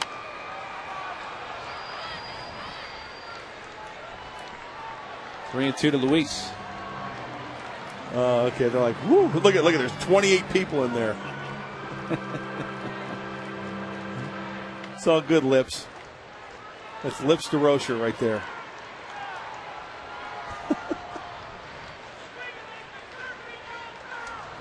He's not going to show his face now. Full count on Luis, leading off the bottom of the 7th. Calero's payoff delivery. And the fly ball to center field, Cody Ross.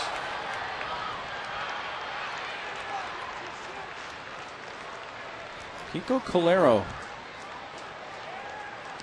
now 34 years old. You know, a guy who, before he made the big leagues initially in 2003 with the Cardinals, was languishing in the Royals organization at Double-A for 4 consecutive years in Wichita. Wow. He made it to the big leagues with St. Louis in 03. He got traded over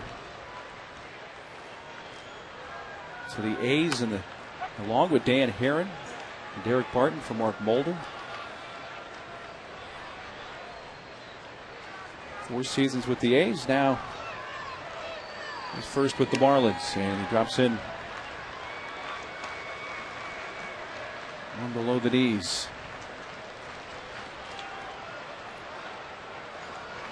Jose struck out and lined into a double play.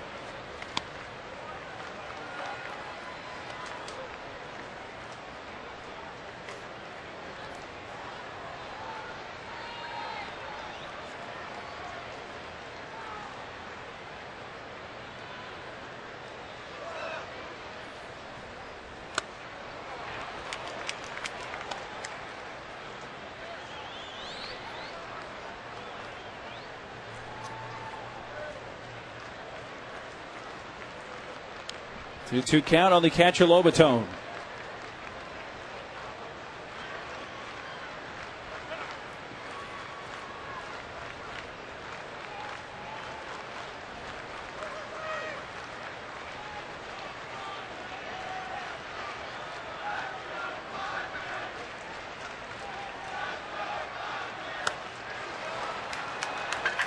Two away.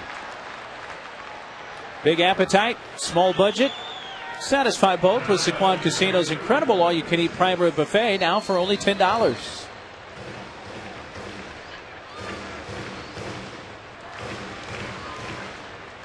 Calero has retired the first 2 in the Padres' 7th. And here's Drew Macias batting for the first time as he came in as part of a double switch in the top of the inning.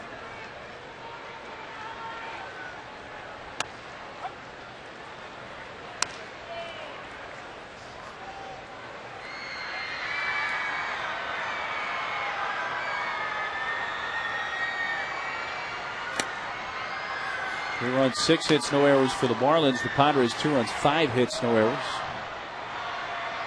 6 left on by Florida, 4 stranded by San Diego.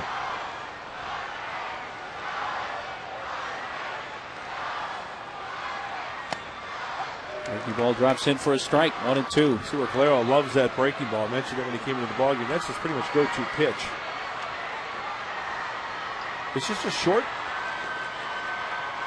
tilt breaking ball, one that you can control and throw for a strike if needed early in the count.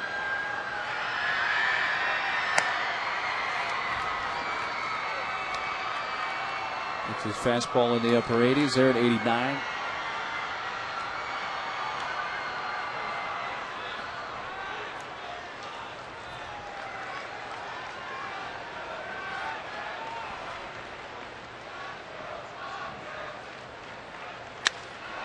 Right field, and Hermida in a few steps. Padres go down in order. This game will head to the 8th. Cantu, Hermida.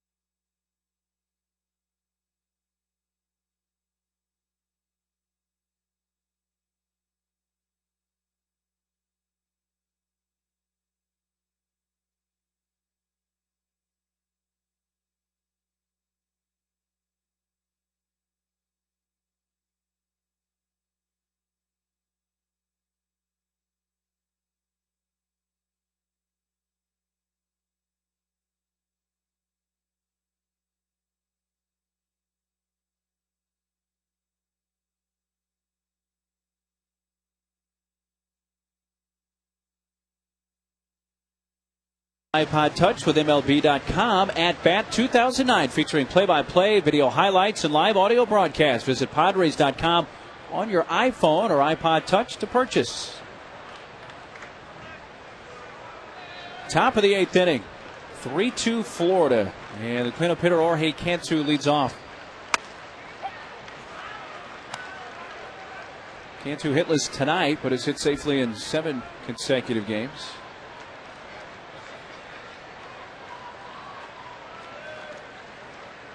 Couple of ground outs, and he is struck out. Ferguson. It's the outside edge, 0-2. This kid texting his friends or something. Why did they leave the tags on the hats? Seriously. Can't answer that question. Come on, take it off. Oh, do you wear a size 7?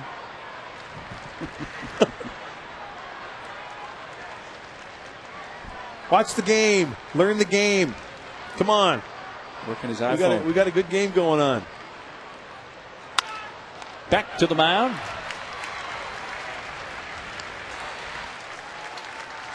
To bring up Hermida with the base is empty.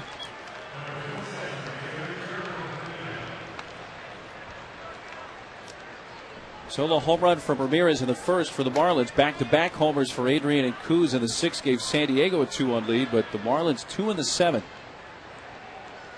RBI ground out and a bases-loaded walk. How cute is that kid? Adorable. Look at, he's in his jammies, it looks like, so he's ready, like when the ball game's over, just go home As soon as and he go gets right home. to bed. Ready for the crib. Yep. What a great smile.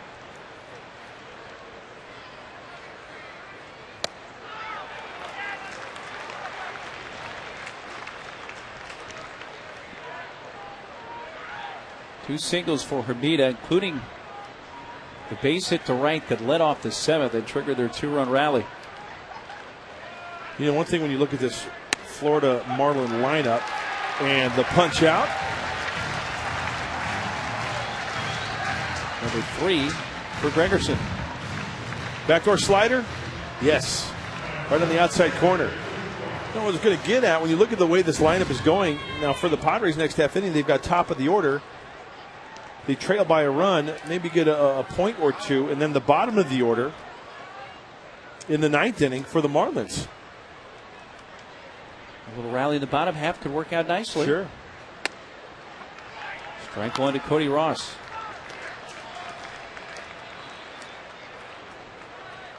He singled in their 2-run 7th and scored. He's also walked and rolled into a double play.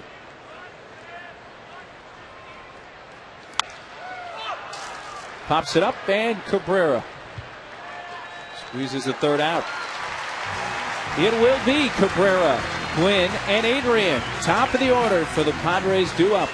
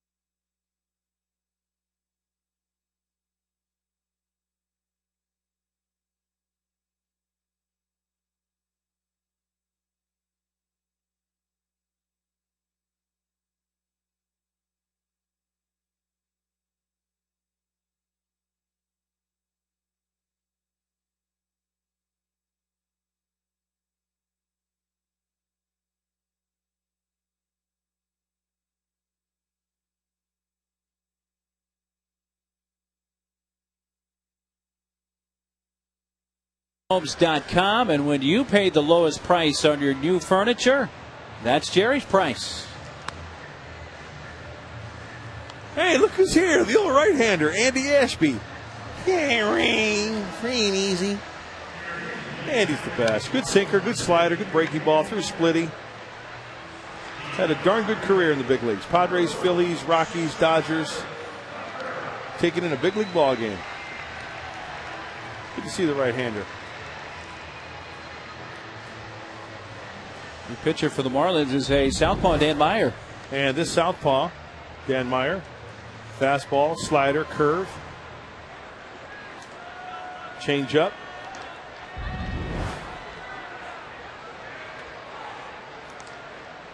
More of a slider, though. Fastball, slider, change. 88 to 92. A little bit of tail away from the left-hand side.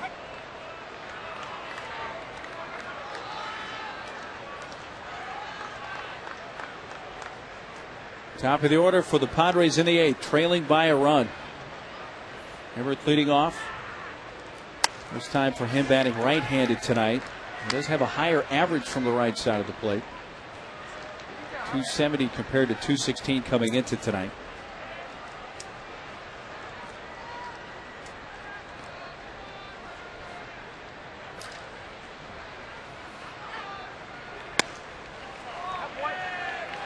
Two and one. Cabrera doubled in the first, but was stranded. Banned in the third and popped out in the sixth.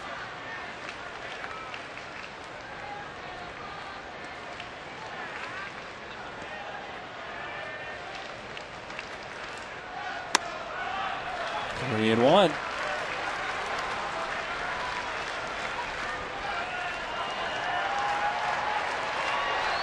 And Donnelly up once again in the Florida bullpen.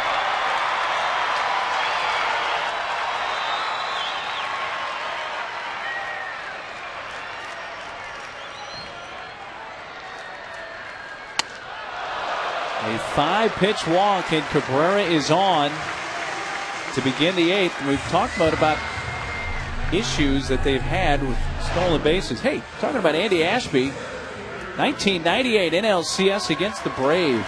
Oh, yeah, the big cat, Javi Lopez. See it? Big cat again. Locked him up. And Dave Stewart, pitching coach. Congratulations. And then here's the old right-hander. Oh, yeah, we spotted you. Oh, yeah.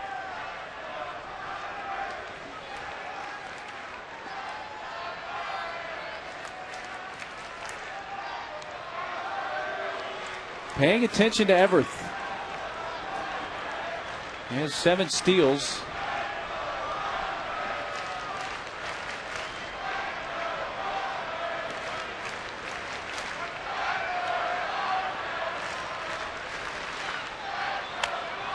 Tony lays the bunt down, scooped up. Bonifacio to first, and Cabrera advances on a sacrifice.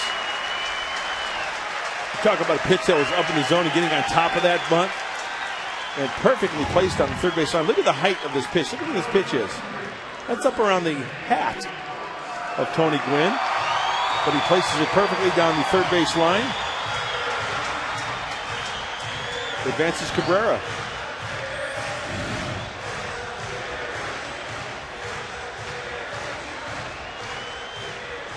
Opens up first base. But you've got a lefty-lefty matchup. Let's see how they want to approach this from the Marlins' perspective. Even though Adrian has doubled, that was into the twilight in the 4th. I think they're going to pitch to him. And Adrian homered to left in the 6th.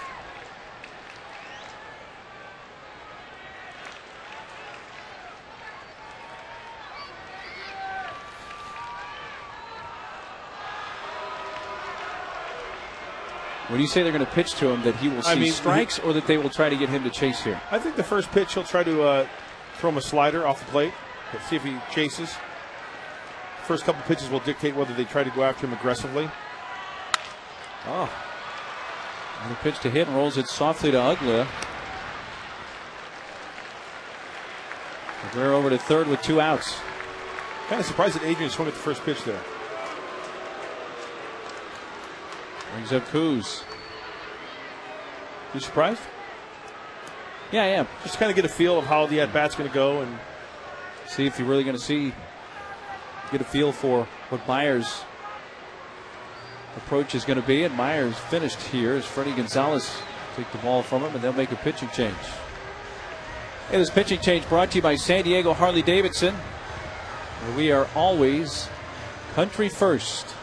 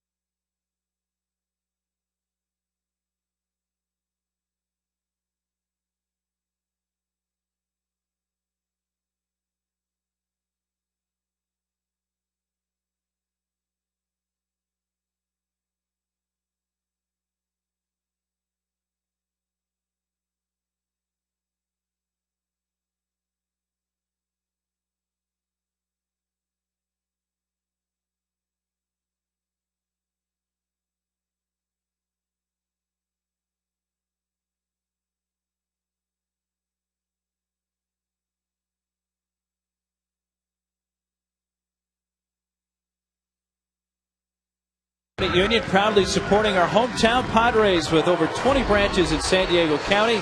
Our mission is your mission, and a veteran into the game, Brendan Donnelly. Fastball, slider, cutter, and a split. 88-92. Pretty straight fastball from Donnelly. And pretty much tries to pepper that outside corner to righties and lefties alike.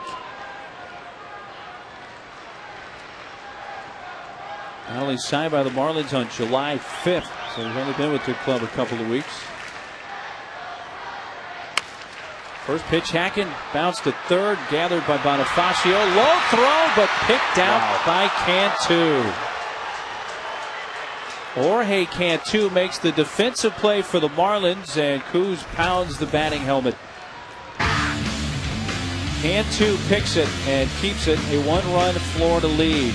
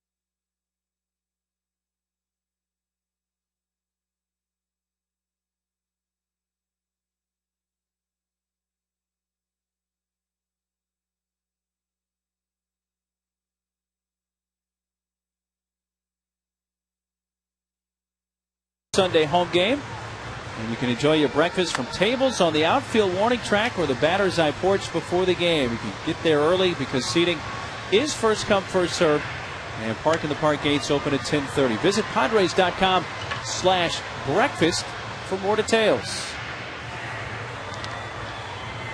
Mike Adams becomes the fourth San Diego pitcher of the game. Well, you hear holds, right? Well, Mike Adams has to hold these Marlins to that 1-run lead, 3-2. Good numbers for Mike. It's good to see Mike back out there and pitching this year. 167 opponent batting average. Attacking the strike zone nicely.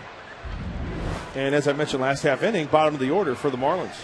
That's Uggla, Baker, and then the pitcher spot due up third. Into the outside corner, strike one.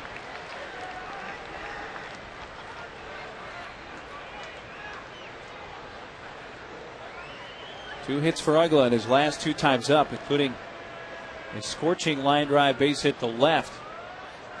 His last at bat in the seventh. The left fielder Hundley reached up, got a glove on, and could not hang on to.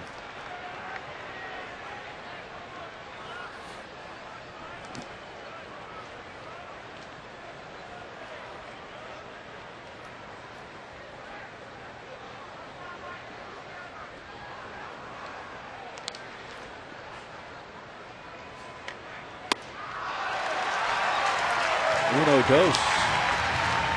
Adios. Uggla. That was getting the quick strikeout. Talked about Mike being very aggressive. Well, this one is up, and Uggla chases.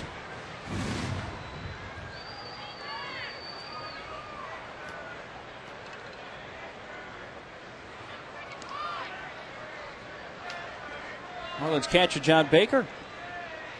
RBI ground out in the seventh, which tied the game at 2, and then the bases loaded walk to Bonifacio has made it a 3-2 game.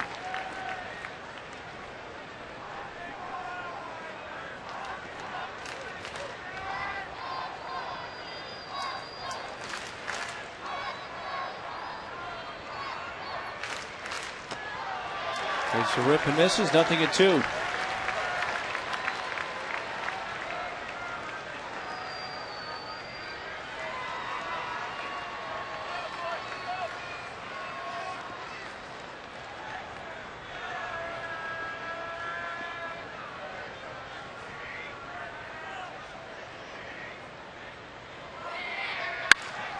Line, great effort by Cabrera, but it's into left field.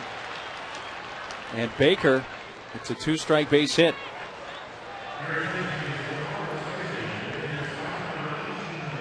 Everett nearly came away with the highlight reel catch there. Oh, you bet.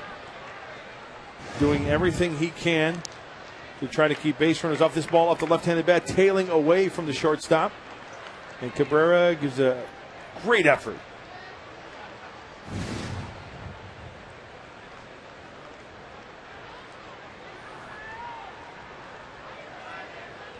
Wes Helms.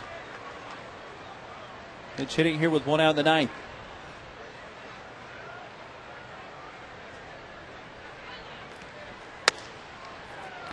Ball 1, runs inside.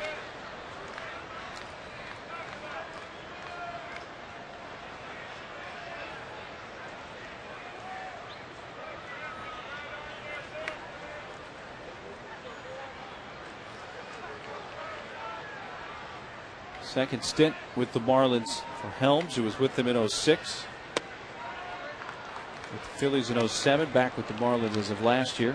He began his career with Atlanta. And also spent 3 seasons with the Brewers.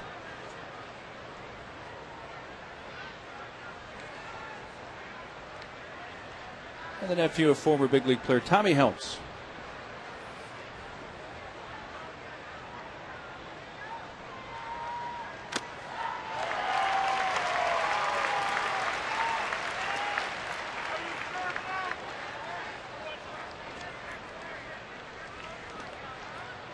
Who's not to be confused with Tommy Hutton, who does TV for the Marlins. Right.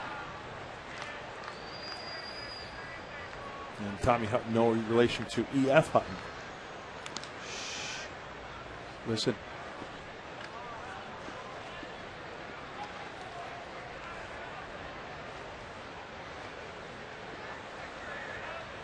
3-2 Marlins in the ninth. Looking ahead at the Padre ninth, it's Headley, the pitcher spot. Luis Rodriguez, 5, 6, and 7. You have Blanks available on the bench.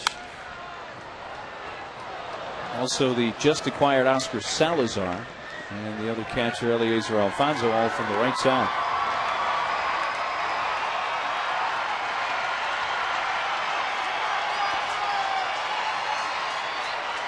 Marlins really have not had a bona fide closer, but Leo Nunez has been their de facto closer, and he's getting ready in their bullpen.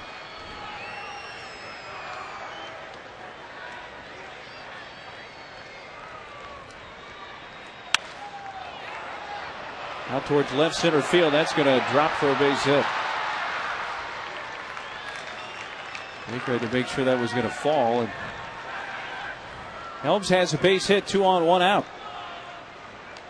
Tony was playing him towards right center field and fairly deep, and that was hit shallow into left center. And the way I was looking at the defense there, with the way that Mike Adams throws, he's got the fastball away. You want to throw maybe the slider away. Give him right center field. But he's out. He catches this ball out in front just a little bit more, enabling him to put it to the shortstop side of second base. And another base runner for the Marlins. Top of the order, Chris Coughlin. Marlins left fielder looks at ball 1.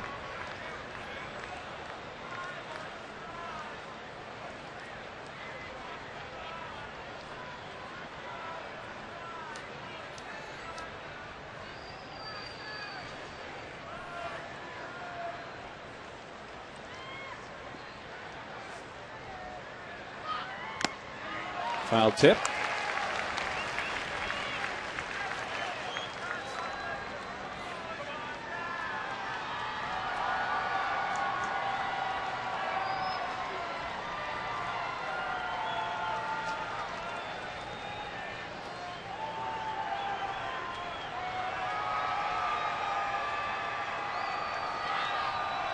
Adams with a step and a look back at the runner Baker.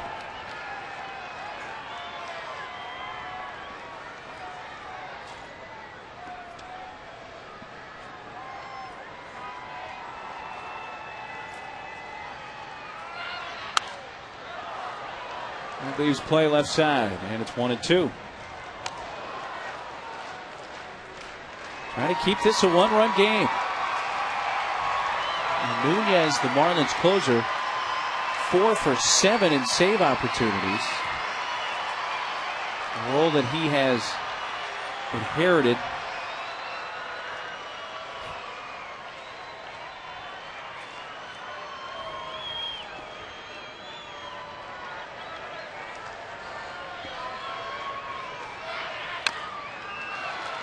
Fouled off the leg of Coughlin. Still 1-2.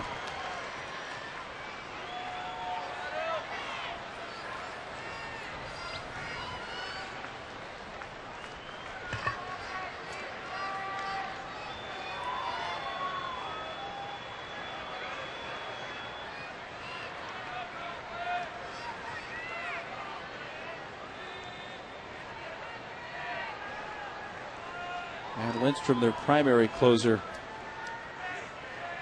out with injury. The 1-2 jabbed and popped up. And Cabrera makes a sliding catch. Very good play by Everett, but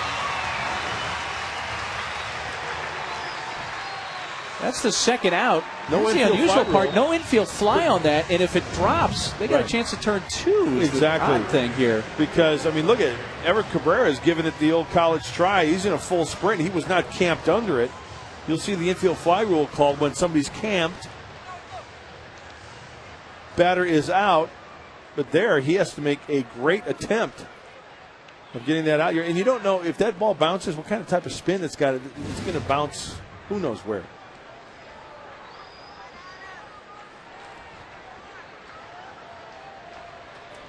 So 2 away for Emilio Bonifacio. 0 for 2. He had the bases loaded walk, though, in the 7th, which is the difference. That brought in the go-ahead run. It made it 3-2.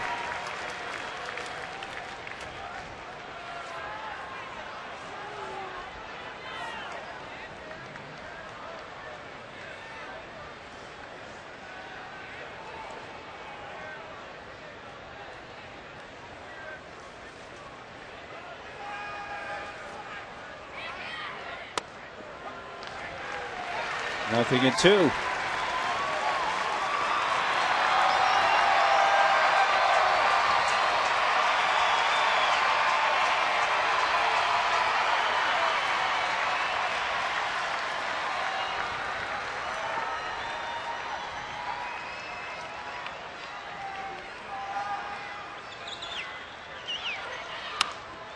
Out of play left side.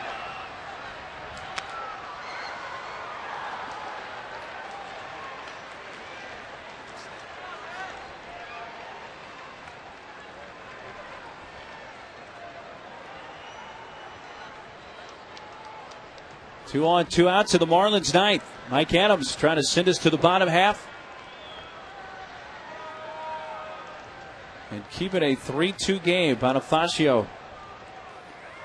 This is the one situation base hit. Obviously, try to throw a strike towards that plate. Nail that run. Especially if it's at right at one of the outfielders. Sharply hit grounder. Try to nail that runner scoring from second base.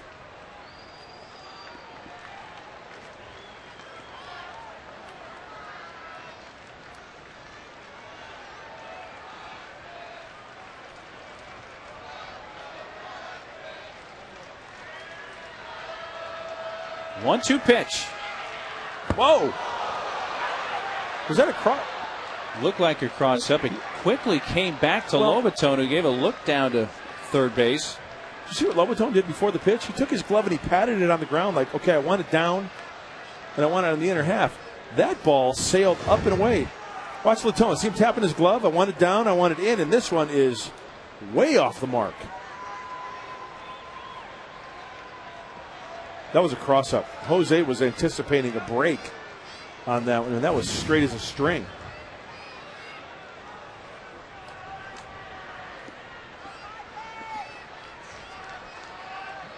A wild pitch has runners at second and third.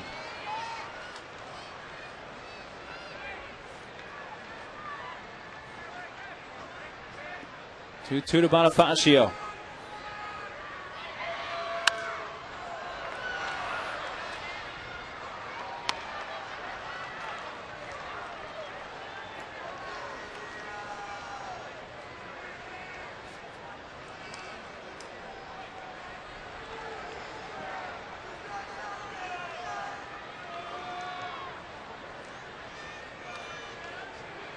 Switch hitting Bonifacio is line to center, fan twice, and then the walk in the seventh. They brought in the go-ahead run.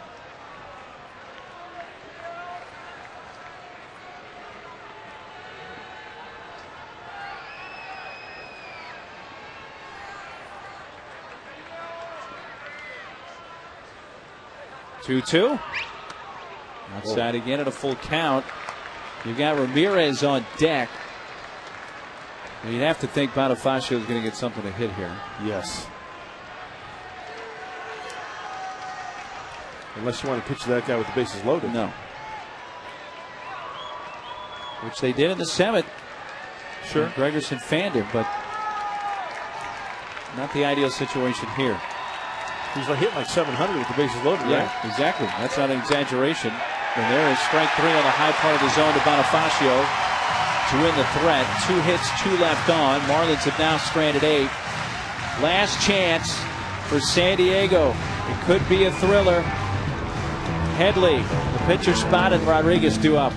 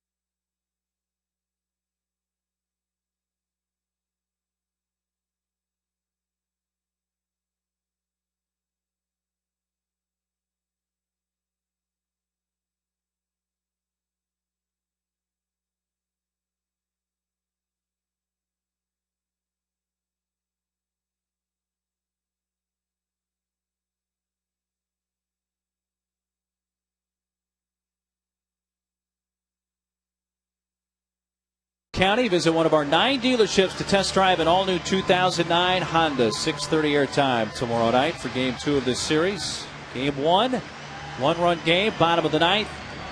Here's the Florida closer, Leo Nunez. And Mark Neely, you mentioned it earlier, but with Matt Lindstrom not available, he leads. He's usually their closer with 14 saves. But Leo Nunez, fastball, slider, and a change. 90 to 96 on that fastball. Lindstrom went on the DL on June 23rd with a right elbow strain. So Nunez has inherited a closer spot. He's one of the guys in the mix, and he's quickly ahead of Headley 0-2. It's Chase in the pitcher spot and Rodriguez. And there's that changeup from Nunez. Man, does this guy look young. My goodness.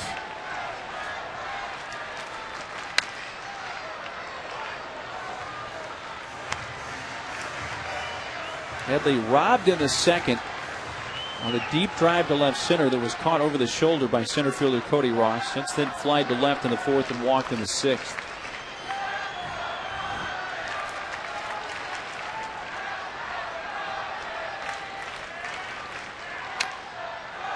Staying alive, still 0-2. Boy, what the Doug Jones is going on here?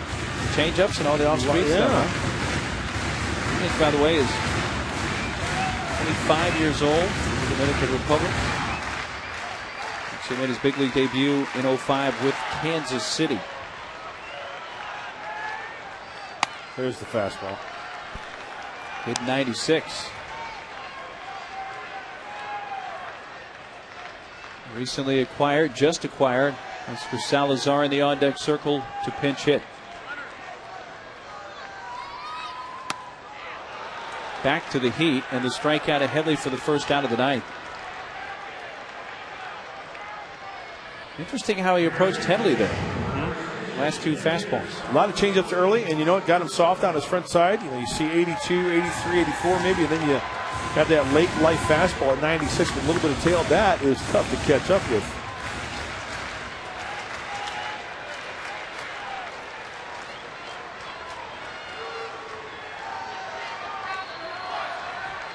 Here's the newcomer, Salazar. First pitch swinging, pops it up foul into the seats.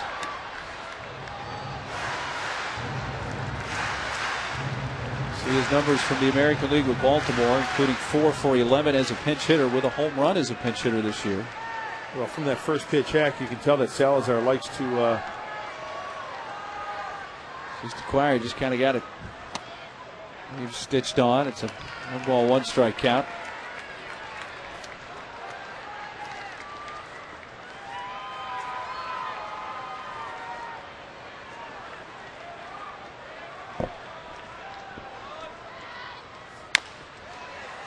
Foul towards third.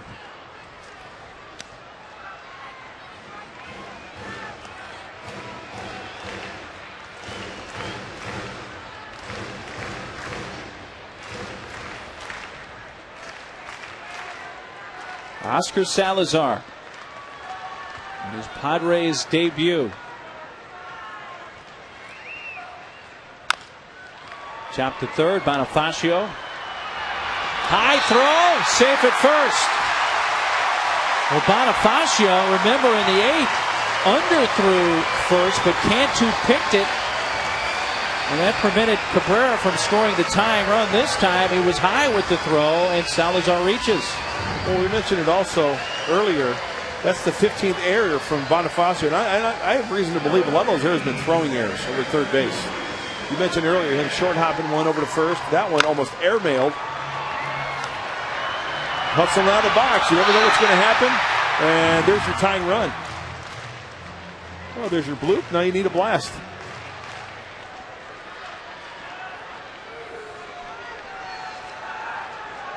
Louis is walked, fouled out, and fly to center.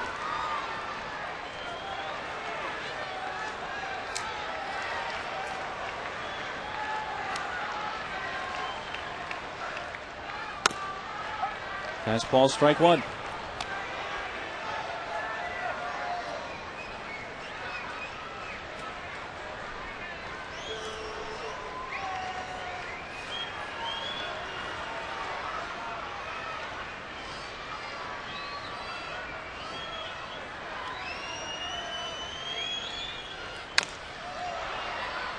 0-2. Rockies won tonight. Giants lost. So Colorado's now moved into second place. Wow. Ahead of the Giants. Has taken the wild card lead. Padres trying to rally late. Tying run at first. One out in the bottom of the ninth.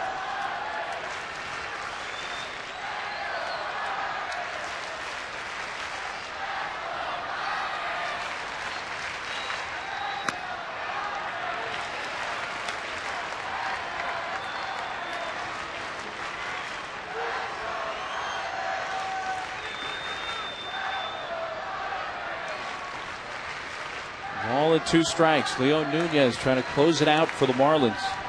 4 for 7 in save opportunities.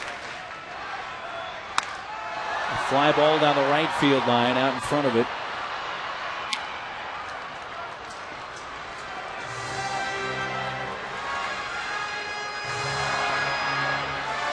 Nunez earned his first career save May 30th at New York. Also had saves July 1st against Washington, a couple against Washington, one against the Giants. Well, we got the rally hats going. It's time to get the rally shillelaghs out too, huh? 1-2 count on Luis.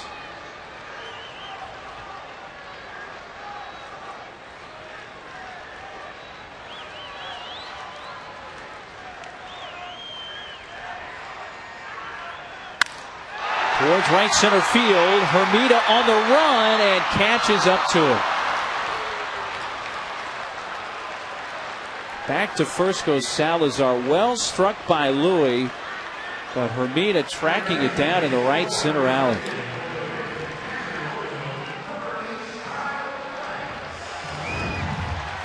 Well, Louis hit it pretty good, but he hit it towards, not all the way, but towards the deepest part of the ballpark. Now, if he's out in front of that ball down the porch, different story. That's the ball game. He just hit it in the wrong part of the ballpark.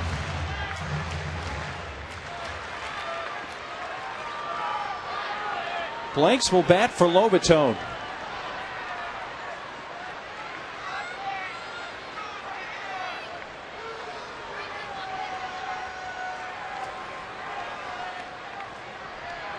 This would be a good time for his first major league home run, huh? Fastball low.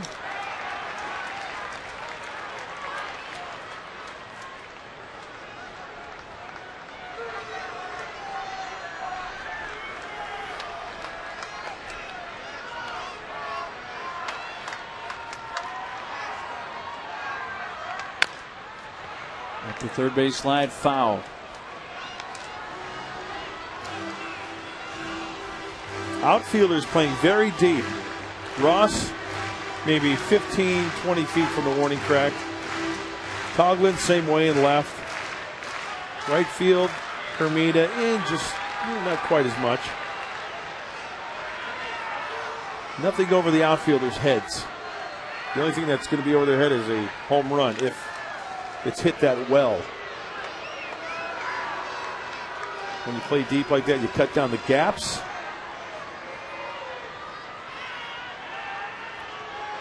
Less chance for a ball to roll the gap.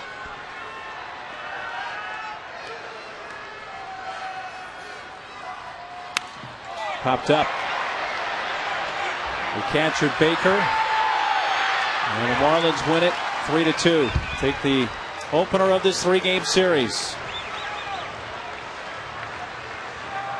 And ends Florida's 3-game losing skid. It gets them back to the 500 mark. Fifth